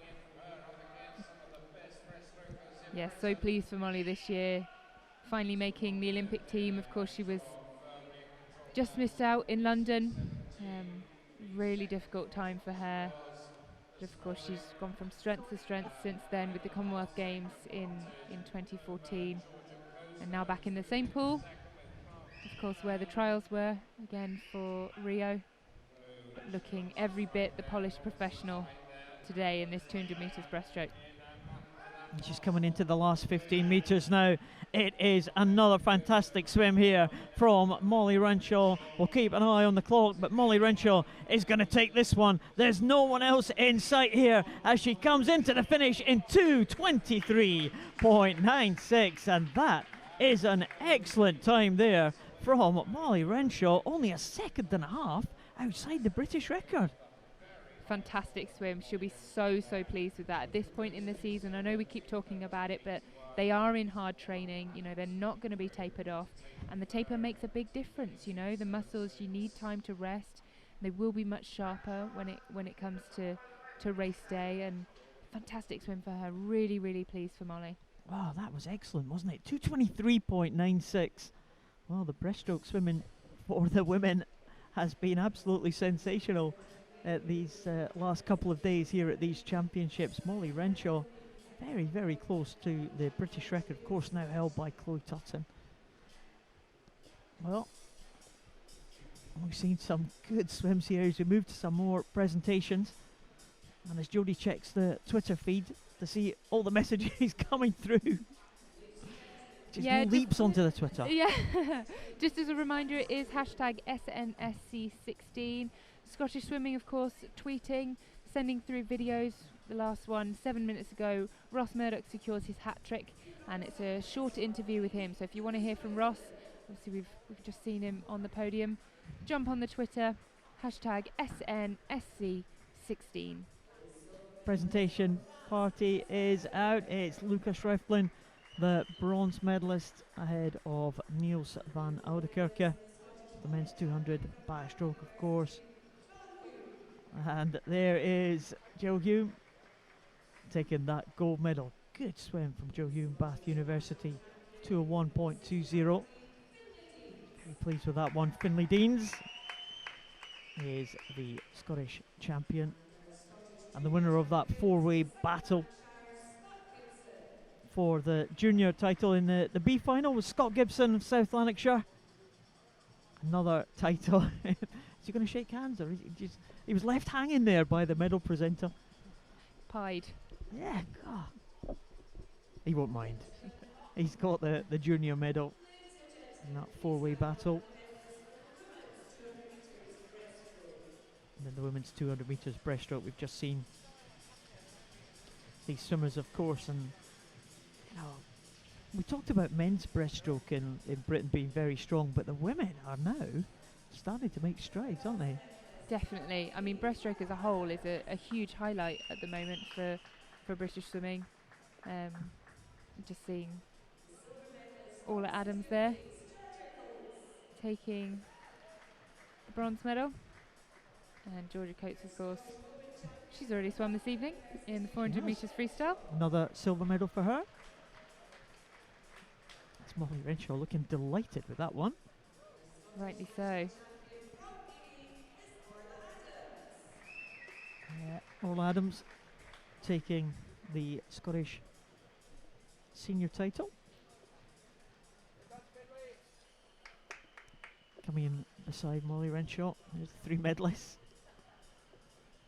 Coming in for the photo shot, I think.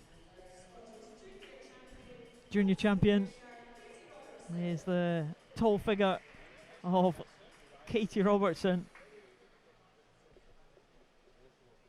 Great talent for the future, Katie Robertson as well. Just 15 years of age. We had Erin Robertson, of course, tweeting in.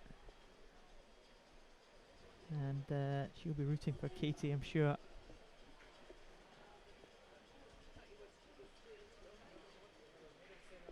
And these swimmers, that was a short medal presentation there. We didn't have the multi-class ones. That's what's done it, isn't it? Yep, but we certainly have multi-classification coming back up in the men's 50 metres freestyle. Full final here, lanes 0 to lane 9. And lots of bright young talent, I'm sure we'll see.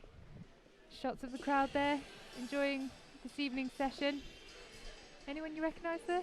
No, I didn't recognise anyone there. I recognise a few of these guys though. As the swimmers come out for the multi-class, Peter Davis, based in the University of Stirling. I spoke to him a couple of weeks ago. I wondered why I didn't know him. He was, I thought he might have been a Scot based at the University of Stirling. He's from Manchester. I wasn't aware of his name. Next to him though, Jonathan Fox in lane number 8. His lane 0 is Barry McClements, a young Irishman who swam so well this weekend so far. And Jonathan Fox in lane number 8. Lane number 1 we see Matthew Patterson, already a medalist in that breaststroke. Connor Morrison going in lane number 2. James Hollis, butterfly specialist from Loughborough. A lot of support for James Hollis. Stephen Clegg, well, can Stephen Clegg challenge his brother's British record? Visually impaired class. Benjamin Fulston goes in lane number 5. John Law, we've seen him set Scottish record in the breaststroke. There's Joseph Craig, the British record holder. Slams down that leg of his on the block. He means business. And Jonathan Fox in lane 8, making a bit of a comeback from injury. The man who led them out was Peter Davis in lane number 9. Again, Stephen Clegg will be the favourite for this one, I think. Joseph Craig may well be the closest to the world record for his class. British record stands for Joseph Craig at 27.22, and the Stephen Clegg's record held by his brother James Clegg at 25.05. Stephen Clegg will lead them through that long rangy stroke of Stephen Clegg, and he takes it in 26.14. Clegg takes it ahead of James Hollis in 27.32. Benjamin Fulston 27.50. And in fourth place, Conor Morrison, 27.68. Joseph Craig was back in 28.86. Well, almost too quick in these multi-class races in the 50 freestyle to pick out a good performance. But Stephen Clegg, good performance there. Jonathan Fox, although he finished 9th there, may well be the closest to the world record. World record for his class, I think it's 27 points. So Jonathan Fox not too far away from that one. And Joseph Craig will be right up there as well, I'm sure. Try and bring you confirmation of that result here. And it has just come through on our system.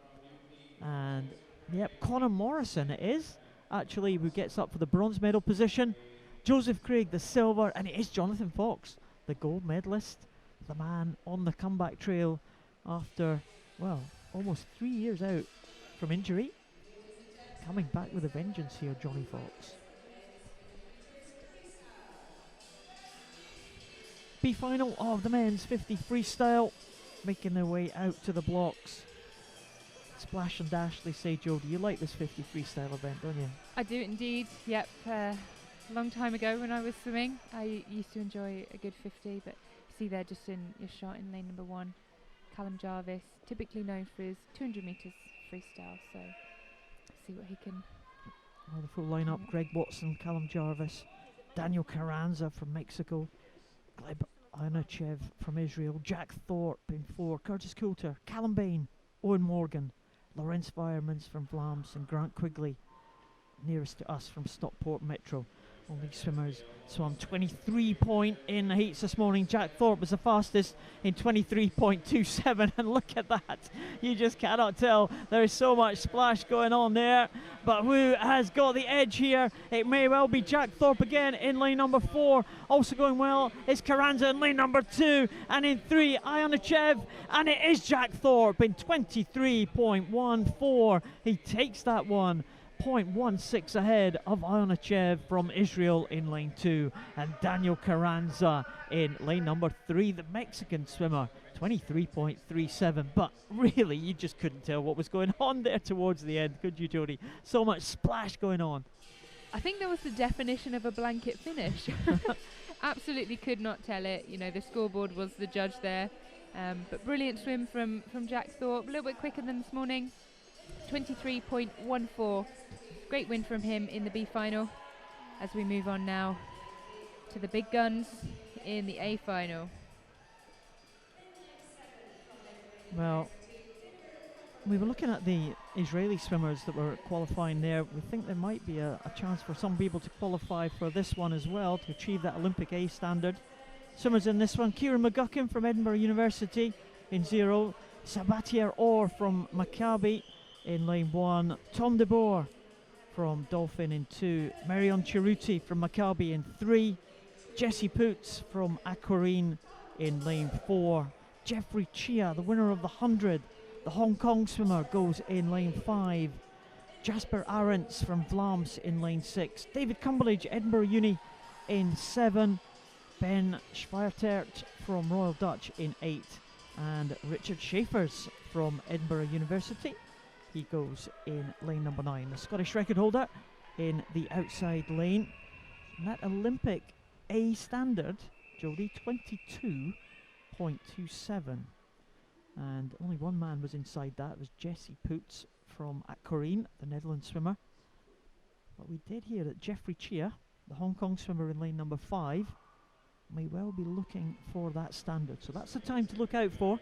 22.27 is this going to be another blanket finish here. So much splash coming up from these guys here. It does look like lane number 4. Oh, really jerky stroke there from lane number 4, but very, very effective here. It's Jesse Poots coming into the final stages.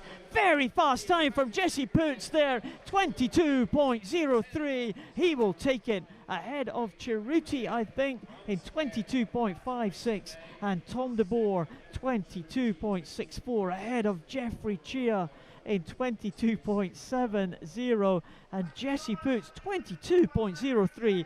Well, that's inside the Olympic qualification standard. And it looks, well, I'm not sure. Does he look a little bit disappointed with that? Yeah, shake of the head. from him there, that 22.03. It was 0.1 quicker than this morning. Perhaps he was hoping to break that 22-second mark. So close, agonisingly close. Yeah, shake of the head there from the Dutch swimmer. Not too happy with that one. Of course, we're not sure about the Dutch selection. We haven't really heard. We were looking for that on the web this afternoon, whether the selection was actually done for the Dutch team, but couldn't find anything, so all we can assume is yet to be announced. We'll hear that very shortly, as I said. Final qualification time for Olympic qualification is tomorrow. The Paralympic selection has already been done for these two ladies in the women's 50 metres butterfly multi-classification. And the British record holder is right there in this one, and that is Eleanor Robinson going in lane 4. Behind the blocks, Laura Pilkington in lane number 5. West Lothian swimmer, the Scottish record holder. We saw Laura set a Scottish record earlier this evening in the 400 freestyle. Ellie Robinson, though, as you said, Jodie, inspired by Ellie Simmons, wasn't she? She was indeed, and she's looking like that inspiration is setting her flying tonight. Oh, good. Seamless. Yeah, so she's obviously gone out brilliantly fast in this swim already. 38.49 her time from this morning, so it is probably her against the clock in this one. Laura Pilkington qualifying in 1:13. So we see Ellie now in the final 5 metres of this race, watching the clock. She stops the clock 37.73. Yeah, she'll be fairly pleased with that one at this stage. 35.66 was Ellie's time. That was a sensational swim in Madeira at the European Championships, where she was just tipped out in a new world record time, actually, by Oksana Krul of Ukraine. And there's Laura Pilkington. Well, she struggled in the heats this morning, and she swam 1:13.75. We've seen her swim a long event earlier this evening. Laura Pilkington now coming into the end now. She's going to be around about the same time as she did this morning. And, well, the clock not stopping here in Tollcross, but it's come up now, 1:14.36, and she's not happy with that at all, Laura Pilkington. Another swimmer with a shake of the head there. But Eleanor Robinson can be absolutely delighted with the year that she has had. She kind of burst onto the scene last year with some sensational times, but this year has been her year. Qualification, of course, for Rio, and also that European silver medal in this event inside the old world record time. So that'll be an absolute cracker when they get to Rio between her and Oksana Krul. Another fast race in Prospect here, Jodie. Another 50-metre event. Yep, so we see the girls walking across the poolside now, just ready to line up for the 50 metres B final. Now, of course, lanes 0 to 9. There we go, lane 0. There's been some reserves put into this one, so there's been a reseed of this one. Kiana McInnes now goes in 0. Jessica Lloyd in 1. Steph Blakeburn in 2. Orla Dyer in 3. Yasmin Tajali, the reserve, in 4. Sophie Simpson in 5. Evie Edwards in 6. Megan Grant 7. Karen Reid in 8. And Jade Aston in lane number 9. So what can the reserve swimmer do? Have a little bit of a second chance swim here for the swimmer in lane number 4, Yasmin Tajali. Sophie Simpson will be the fastest now in lane number 5, 28.47. But it's all pretty close there. Maybe lane number 3 going well. Orla Dyer on the outside lane. Kiana McInnes also going very well. It may well be Kiana McInnes will take this one. It's very close indeed. It is Kiana McInnes in the very top lane there. 28.23, 5/100ths ahead of Sophie Simpson in lane number 5. And Jessica Lloyd there in lane number 3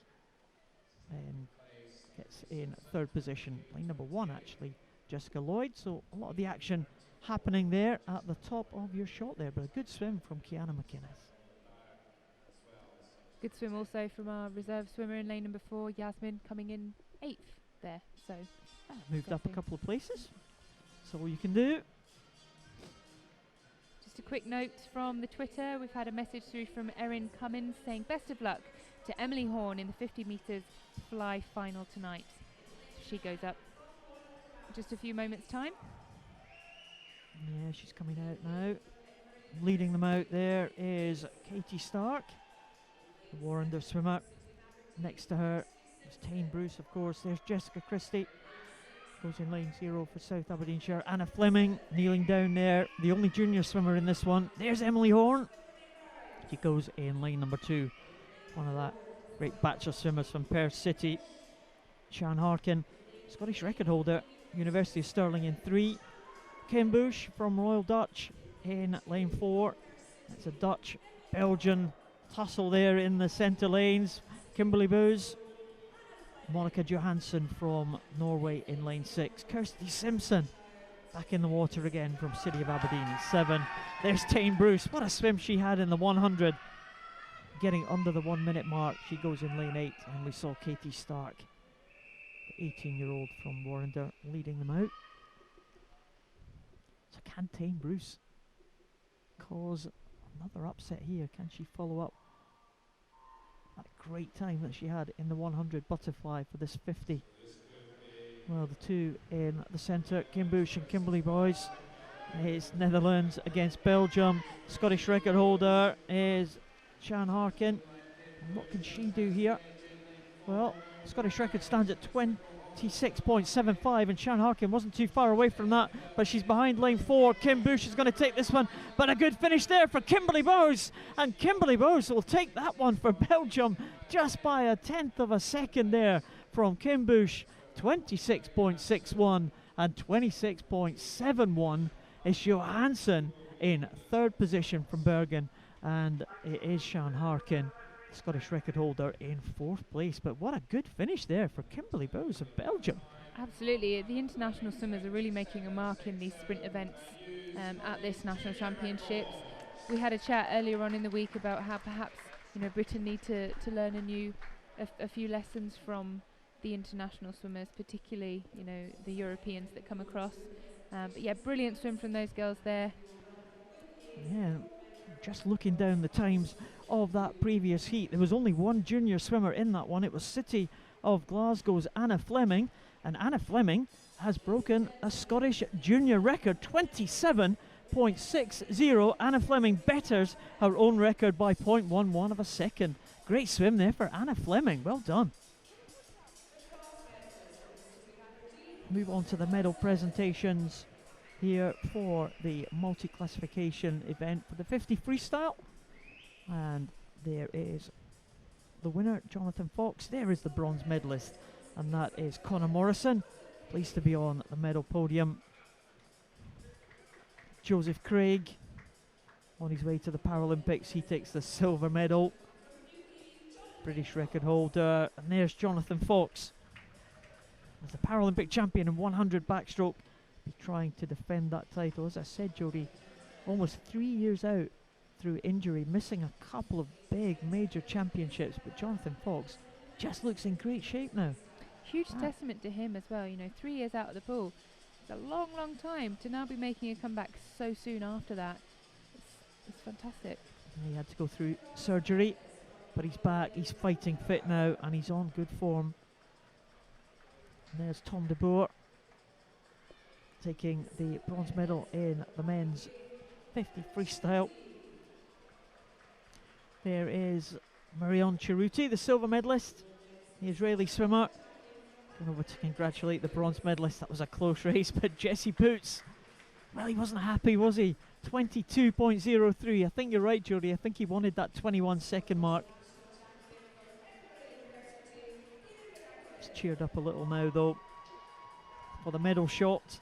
3 international swimmers in the top of the medal podium.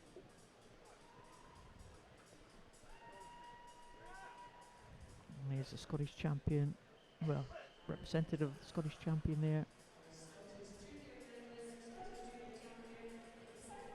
And the junior champion. South Lanarkshire swimmer there. Scott Gibson, another junior title. Running off.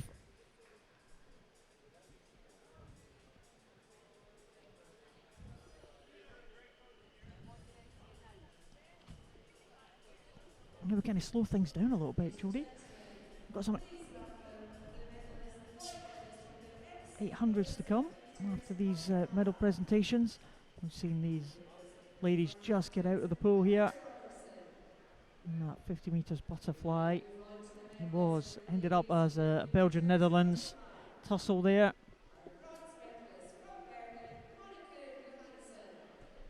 And there's Monica Johansson from Bergen,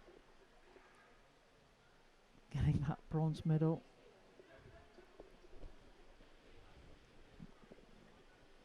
Seems to be a little bit of a confusion. Here she is, the Bergen swimmer, running onto the podium. But as you said, Jodie, at least she made it. Absolutely, that's what it's all about. You know, it's paying respect, paying tribute, you know, to the other athletes around you, making sure you're on that podium, you know, trying to do whatever it takes to get there. Yes, Karen Bush, the Netherlands swimmer. Netherlands, very strong nation in women's sprint events, women's freestyle. Full stop. Of course, champions in the 4x100 freestyle relay. It's Kimberly Bowes from Belgium taking the title. I think she'll be in Rio for the Belgian team. And there's Sian Harkin, the Scottish record holder, is the Scottish champion. And a new Scottish junior record from this young lady, Anna Fleming from City of Glasgow. And she will take the Scottish junior title. Very happy young lady there. Here's Kimberly Bowes. We're doing some research on Kimberly Bowes from Belgium. Had a car accident. She was knocked off her bike by a car just, I think, probably less than a year ago. And had some broken bones. She's recovered now, and I think she's qualified for the Belgian Olympic team. So, again, another swimmer coming back from injury. But not this young lady, because Eleanor Robinson, she will be a real star at the Paralympics. She's only up for the one day. I was talking to her dad earlier. She is really excited about Rio. Oh, so is he. I think he's more excited than her, I think. Well, I think that, if I'm right, she only started swimming in 2013 after seeing Ellie Simmons at the Olympic Games. So that's a huge, you know, progression rate in the last 3 years to go from, you know, not competitively swimming at all to then deciding you want to, and 3 years later you're on the plane to Rio. Yeah, it's been a real upward trajectory for young Eleanor Robinson. She's only 14, I think. She's 15 this year. Again, one of the real youngsters coming through. The Paralympic team has got a number of young swimmers, and it can happen, I suppose, in Paralympic swimming. We saw Ellie Simmons at 13 years of age take a gold medal unexpectedly in Beijing. So, you know, there is a precedence for it. And Eleanor Robinson and the likes of Abby Kane are coming through the ranks. There's Daniel Whiffen from Swim Ulster leading them out in lane number 9. It's the fastest heat of the men's 800 freestyle. Daniel Fisher from Edinburgh University in lane 0. Charlie Humphreys, City of Sheffield in lane 8. Ross Hill from Loughborough University in lane number 1. John Wright from South Lanarkshire in lane number 7. Chris Lowther, City of Glasgow in lane 2. Angus Barr, South Lanarkshire, he goes in lane number 6. And in lane number 3, well, we saw this man in the 1500 freestyle.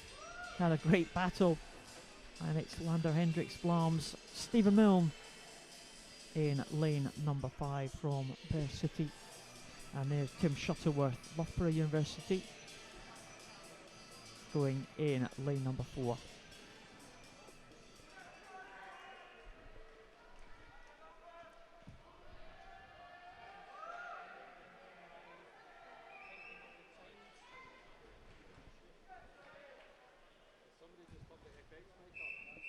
Well, I can't see Stephen Milne there taking the start in lane number 5.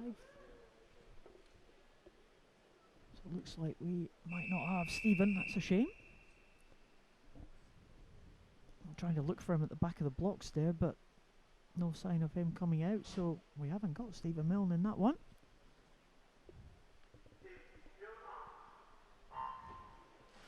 It's a bit of a surprise, Jodie. Weren't expecting that. We've seen Yeah. Stephen compete this week. He's been doing fairly well. I would expect of him to do this one, but you know, as you said, bigger fish to fry.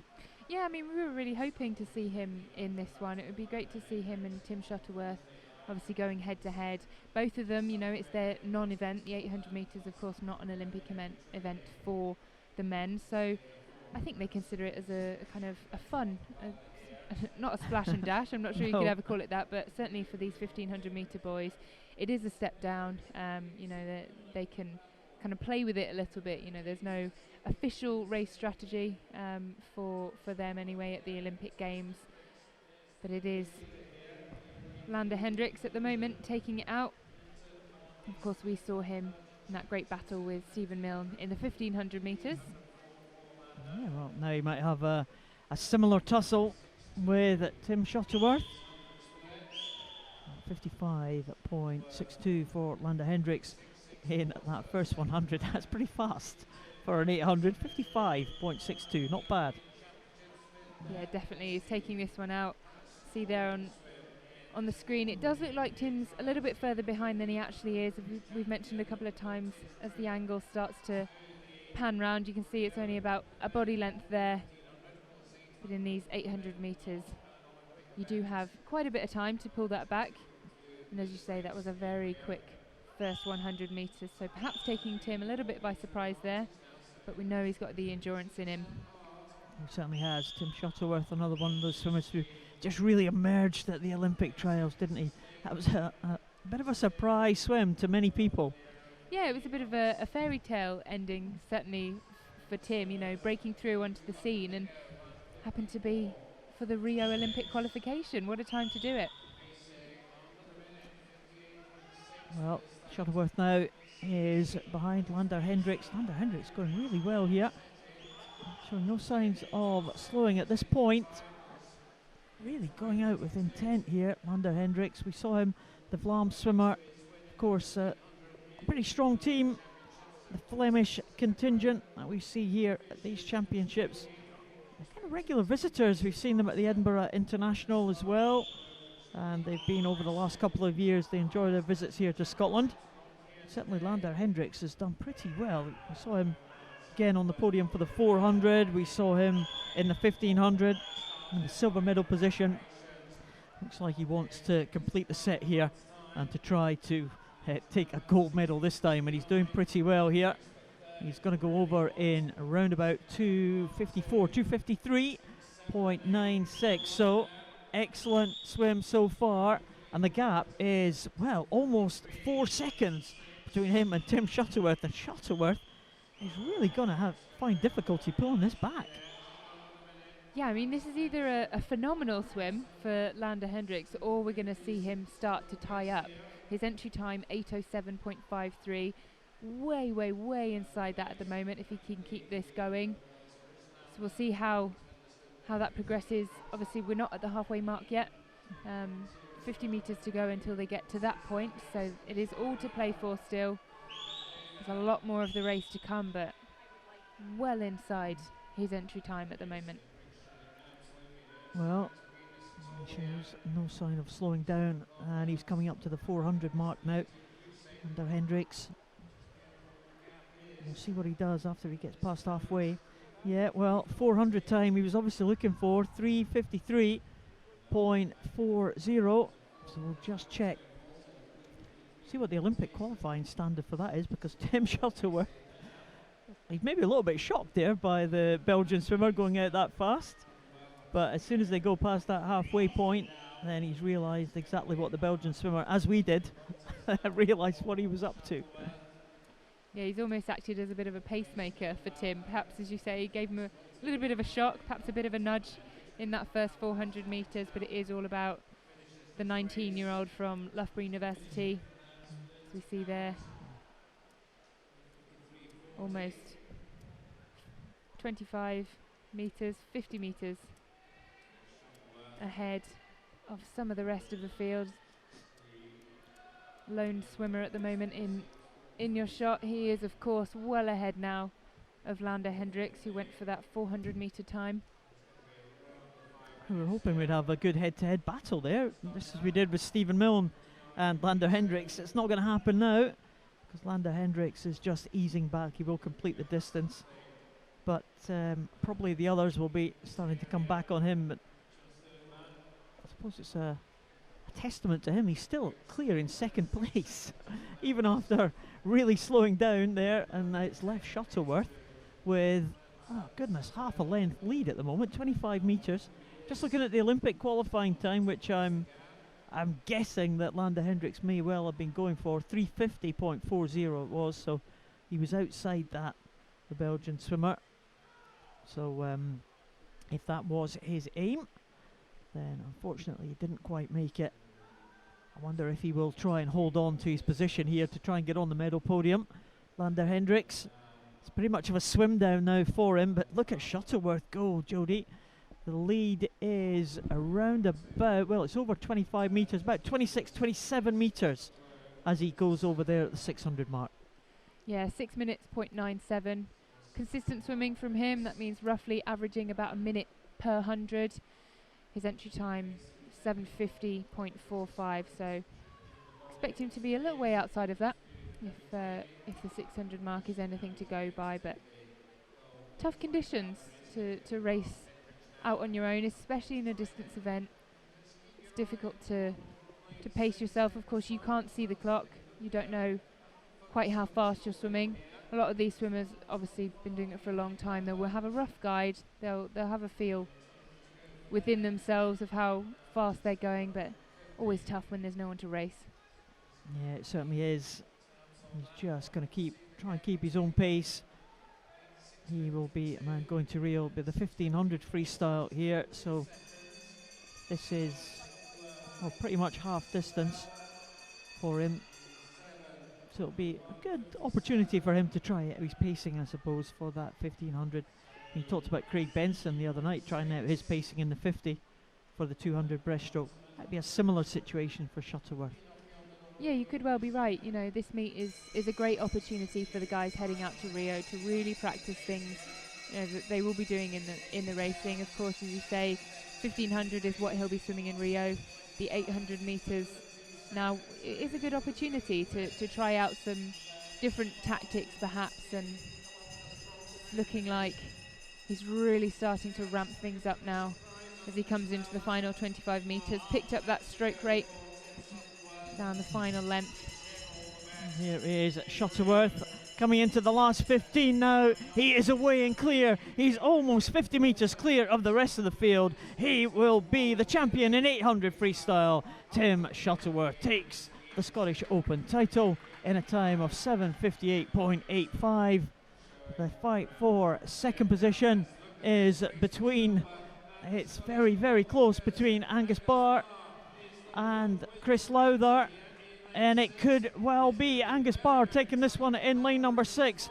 Just going to edge it right at the end here. It's a fight for the Scottish title as well. Angus Barr will take that Scottish title, 8:24.56.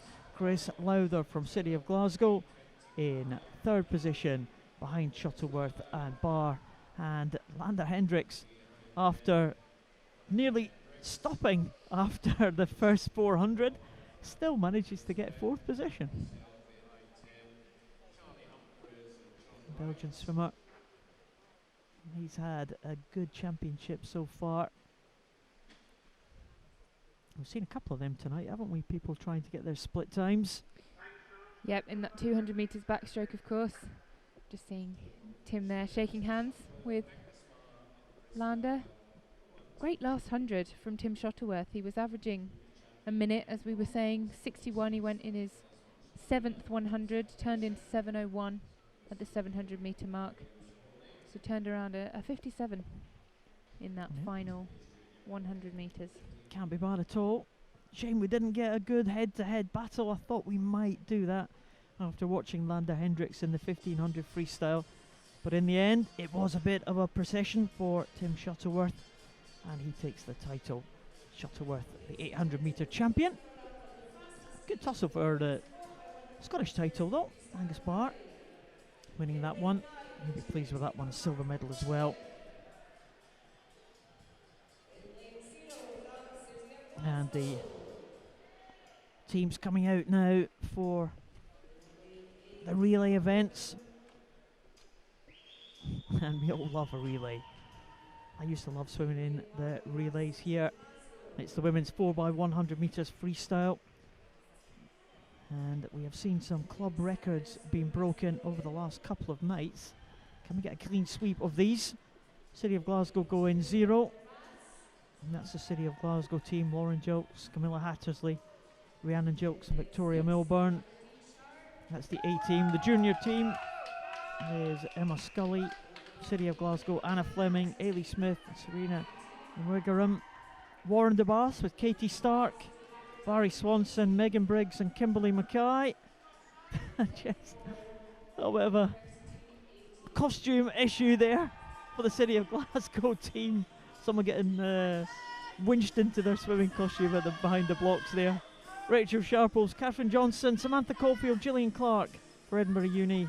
B team, Emily Jones, Hayley Monteith, Tane Bruce and Lucy Hope for the A team for Edinburgh Uni. City of Aberdeen lead off with Kirsty Simpson, Jessica Thompson, Ailey Duffy, Alice Alcaraz. South Aberdeenshire, Jessica Christie, Megan Grant, Rachel Masson and Ailsa Beck. West Lothian with Robertson, Patterson, Lees and Govan. Wickham with Samson, Mackay, Wheeler and Tajali. Heart of Midlothian complete the lineup. Junior team, Lexi Waller, Katie Taylor, Kiana McInnes and Anna McFarlane. Well, the team from Edinburgh University had a very good 4x200 swim there. And they've got Emily Jones leading them off this time in the 4x100. They go in lane number 4. Lane number 5 leads them though. Kirsty Simpson with a good start. She goes over that first 50, 27.46. Second place, Rachel Sharples. Third place, Jessica Christie. But Emily Jones down in 4th position for the Edinburgh Uni team at this stage. Kirsty Simpson going well though, Jodie. Yeah, absolute powerhouse leading out for the City of Aberdeen swim team.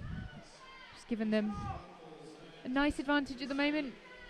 But it is Warren de Bath starting to close. Katie Stark over there in lane number 2.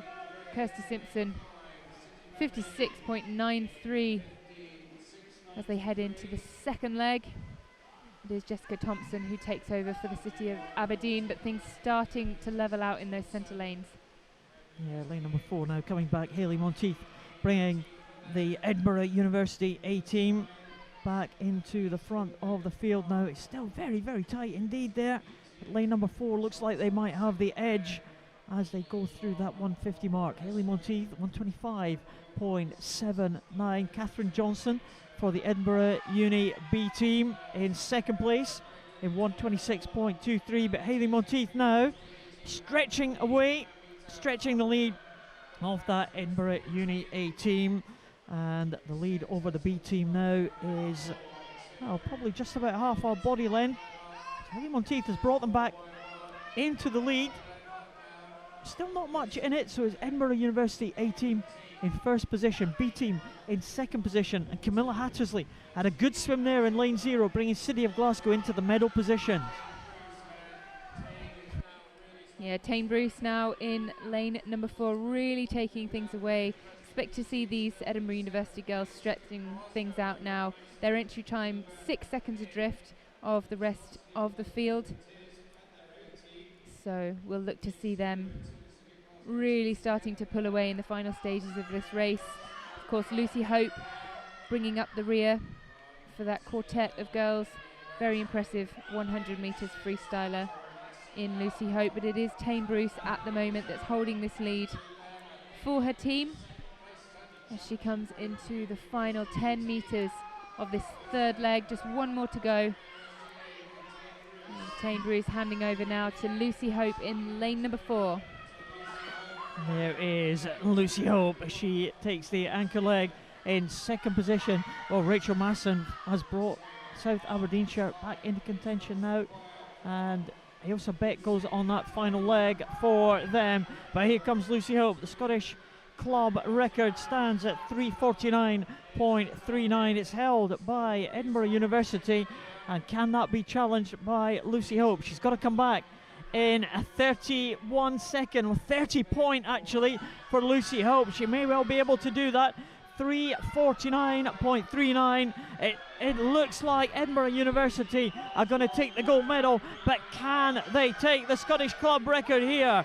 It's 3:49.39. That is the target. The clock ticking over at 3:44. It looks like she's going to do it, and she has done it. 3:47.33. It's a new Scottish club record. One Lucy Hope has brought home the Edinburgh University A team. It's the B team from Edinburgh University in the silver medal position, and South Aberdeenshire, they have held on for the bronze medal position. Ailsa Beck bringing the South Aberdeenshire team back into the bronze medal position. And just looking at the two junior teams, Heart of Midlothian and City of Glasgow, that tussle is won by Heart of Midlothian. They will be the junior champions. But what a great swim, and what a last leg swimmer to have in your pocket. Absolutely. I mean, it must feel great being in a team where you know that Lucy Hope is bringing up the rear. You know, she's a seasoned professional. She absolutely knows what she's doing. And I mean, we said it yesterday with the University of Stirling that they've got such strength in depth. We can see it again here in the girls 4x100 event. Edinburgh University really monopolising you know, the podium in this 1 and 2. So that's 8 swimmers that they've got within the 100 metres freestyle scene that are topping the Scottish Nationals. It's very impressive. Previously we've seen some great battles as well. University of Stirling and University of Edinburgh seem to be the kind of main kind of powerhouses in these relay events. We saw University of Stirling, of course, you know them well. Yes. So they'll be going again in the very next event, so the men's 4x100 metres freestyle. And as you say, we're used to seeing the University of Stirling going up against the University of Edinburgh, and in fact we have an Edinburgh University sandwich in this one. So Edinburgh going in lanes 3 and lane 5, and then the University of Stirling going in lane number 4. So we'll see who comes out on top. We'll find out very shortly. This should be a very, very tasty way to finish the swimming action tonight. Some really, really strong times. And the teams are on their way out for this final event of the evening. And we are City of Aberdeen go in lane number 0. Finlay Deans, Daniel McNally, Jack Watson, Louis Howitt. Perth City go in lane number 1. We have Graham Hunter, Scott McClay, Jacob Marchbank. And I wonder if Stephen Milne is taking the start for Perth City. Just having a look for the Perth team. Let's see if we get that one there. We have Felix Gifford, Robert Bryce, Eddie Watson, Stuart McIntosh of City of Aberdeen. There's the first of the Edinburgh Uni team, Suleiman Butt, Greg Watson, Jack Sharanek and Chris McComb. There is University of Stirling. Duncan Scott leads them off. Martin Walton, Robbie Rennick, Jordan Hughes. What a team that is. And what about this team for Edinburgh Uni A team? Kieran McGuckin, Richard Schaefers, David Cumberledge and Jack Thorpe. University of Stirling B team, Callum Bain, Cameron Brodie, Jack Warren Ballard and Alex Forsyth. City of Glasgow have Grant Henderson, Cameron Park, Martin McInnes and Callum Deans. South Lanarkshire go in lane number 8, Ross Leslie, John Wright, Scott Gibson and Angus Barr. And Wickham complete the line up there in lane number 9, Sam Pippin, Timur Gilluin, George Mann and James Eddy. And well, we did say we'd have a look for Stephen Milne. We don't think that Perth City team is taking the start. So no Stephen Milne and no Perth City in this one. The action could well be in the centre of the pool here. Duncan Scott, the British champion in 100 freestyle, will lead of Stirling, and they have got a sensational team, Jodie. Oh, they absolutely have. I mean, for anybody that saw the British Championships, the Olympic trials, they see that Duncan Scott was somewhat the surprise winner in the 100 metres freestyle, beating Ben Proud and booking his place to swim the individual 100 in Rio. So really showing his class here. Already a body length ahead of the field. I mean, you don't usually see that in a 100 metres, so really showing his class here. Oh my goodness, here is Duncan Scott. This is fantastic stuff for Duncan Scott. We'll just have a look at this split for Duncan Scott. Absolutely superb on that first leg. 48.78 for Duncan Scott. That was fantastic opening there for Duncan Scott. And he hands over to the next leg swimmer there for Stirling, who's Martin Walton. And the lead is already substantial for that Stirling team. God, I'm speechless. That was an absolutely fantastic first leg. 48.7. I mean, people only dream of doing that off a taper, and he's just casually doing it in a relay. No, brilliant swim from Duncan, and of course Martin Walton picking up where he left off and keeping quite a substantial lead ahead of the University of Edinburgh in lane number 5, and ready to lead over now to Robbie Rennick, the third leg for this University of Stirling team.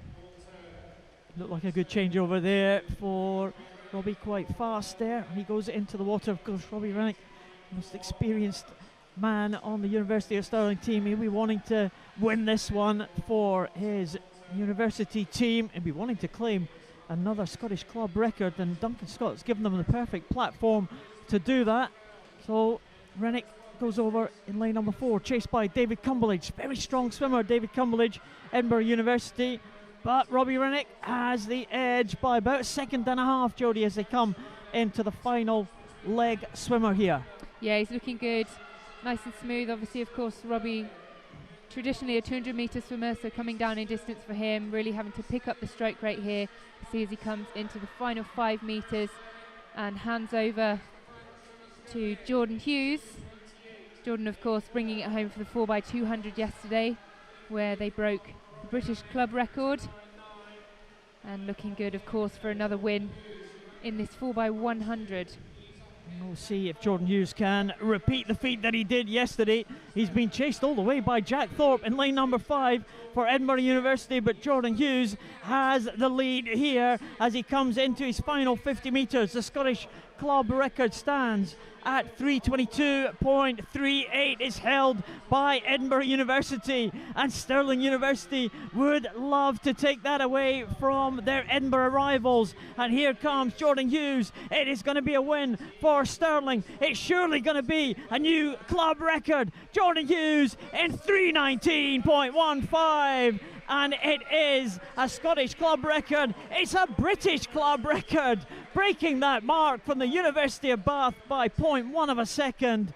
And Jordan Hughes does it again, a British team record for University of Stirling.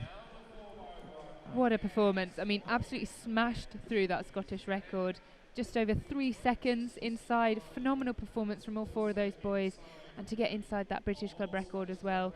So clean sweep for the boys from the University of Stirling in both relay events. Well, we have had a disqualification. It is Stirling University, but it is the B team. Sorry, Jodie, you can put your heart back. Breathe a sigh of relief. Stirling University A team, the result is confirmed. 3:19.15. It is a new British team record for Stirling University A team.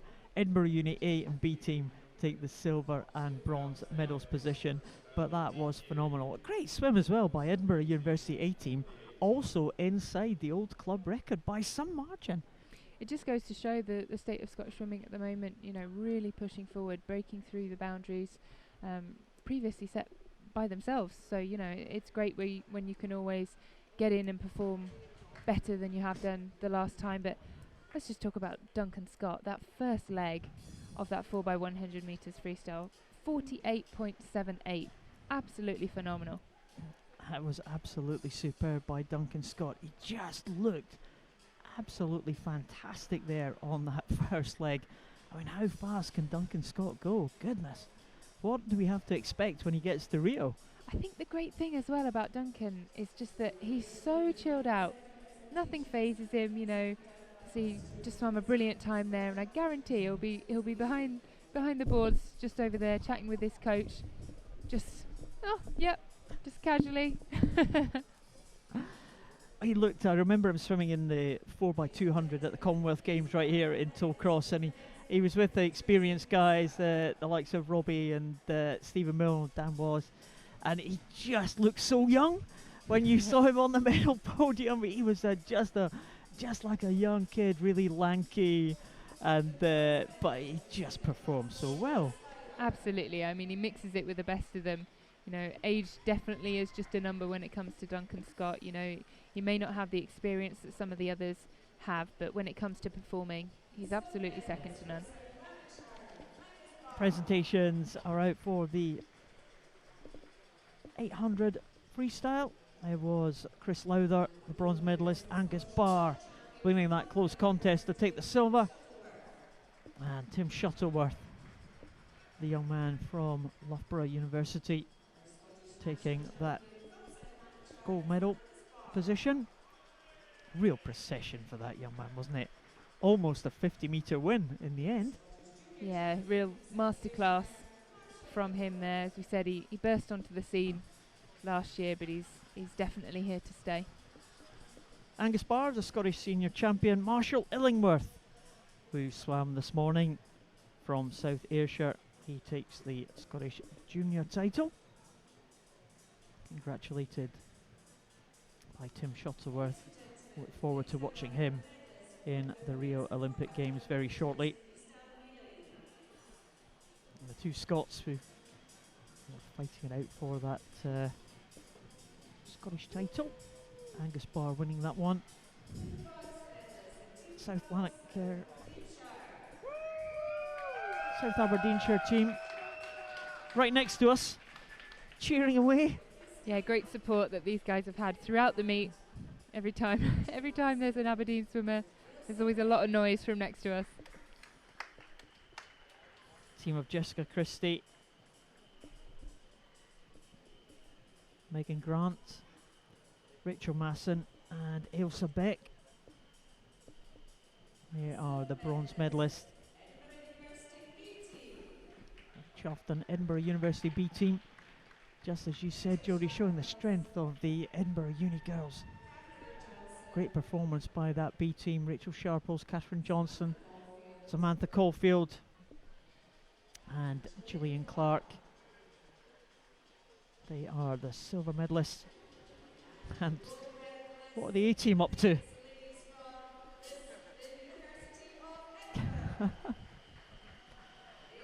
I'll leave that to you, Jodie. I'm stumped. It's not November yet, is it? No. There are the new champions. Mustachioed Emily Jones, Hayley Monteith, Tame Bruce and Lucy Hope. It's good that they got Lucy Hope a kind of a blonde moustache. It's quite good, isn't it? I think they all look pretty good. Yeah. Or is it grey? No, we'll give her blonde, I suppose. Got to match the hair colour. As we said earlier, important to look your best on the podium. Absolutely. These cameras don't lie. It's the Hearts team. Lexi Waller again. Another junior medal for her. Katie Taylor, Kiana McInnes and Anna McFarlane. They're happy.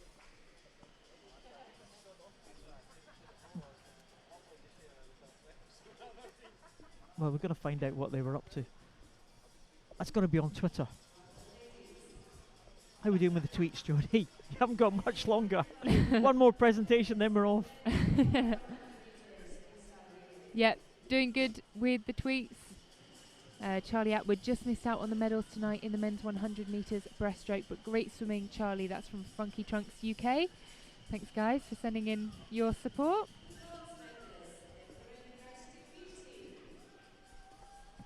Presentation now for this final event. It's the Edinburgh University B team. Suleiman Butt, Greg Watson, Jack Sharanek and Chris McComb. Already had a presentation for the junior team this afternoon, so there won't be a junior team taking part in this presentation. At the City of Glasgow, Kira McGuckin, Richard Schaefers, David Cumberledge and Jack Thorpe inside the old Scottish team record. They couldn't have done much more because they were up against a quality quartet. You have to say that these four guys were always going to be so tough to beat. What about that first leg for Duncan Scott? Robbie Rennick receiving his medal. First of all, Jordan Hughes. There's Duncan Scott. What a first leg that was. Martin Walton, Jordan Hughes completing that lineup, but a great swim. British team record in the final event of the night. Fantastic stuff, Julie. What a brilliant way to round off day 3 as well. I mean, we've had records kind of spattered amongst the sessions as we've been going the last 3 days, but brilliant way. You know, University of Stirling always seem to bring the goods, and final event on day 3, British club record. Yeah, we've had Scottish club records in all of the races so far. There's the Scottish relay champions there, which is for Edinburgh University B team, the only team that has an all-Scottish lineup. Suleiman Buck, Greg Watson, Jack Sharanek and Chris McComb, so they are crowned the Scottish champions.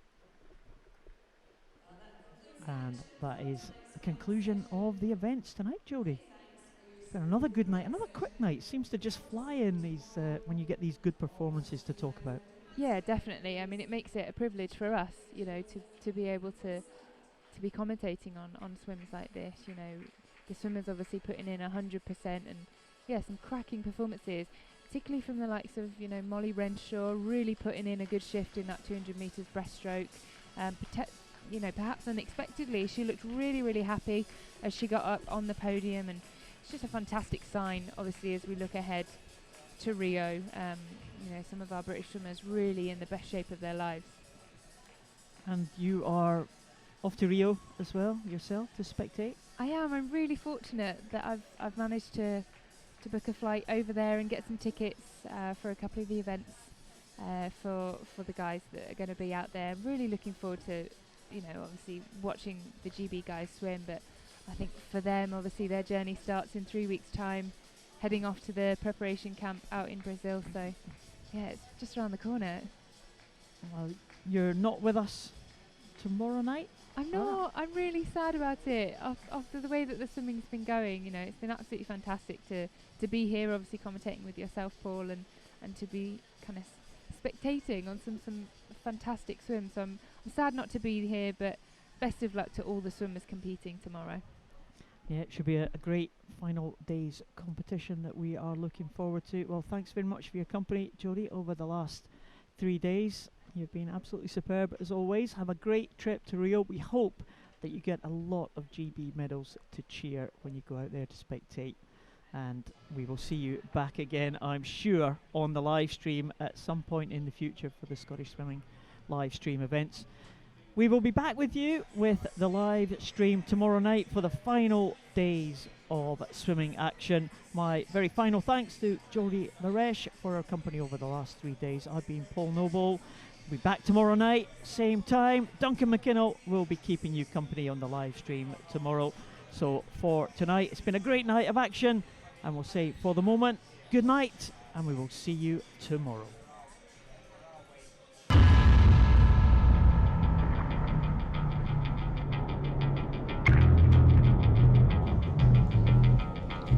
Have you ever seen a man not afraid to die? Gave his life for a dream. Born hustler, so the game conceived. A caged beast, but now I'm free. How can you blame me? I was born for this, the game chose me.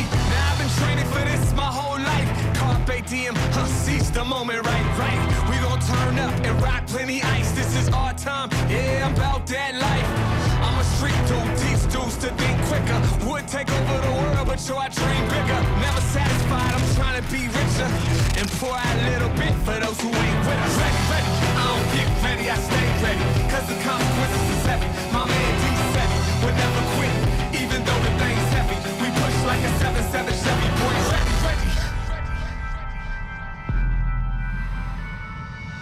I try to tell you, you ain't ready. I'm on it with us, so stop lying. Show me a dude can, I show you a boy dying. I ain't lying. We are self-built, self-made, self-sustained, self-seeker, selfish. Yo, I'm trying to get paid. Ready.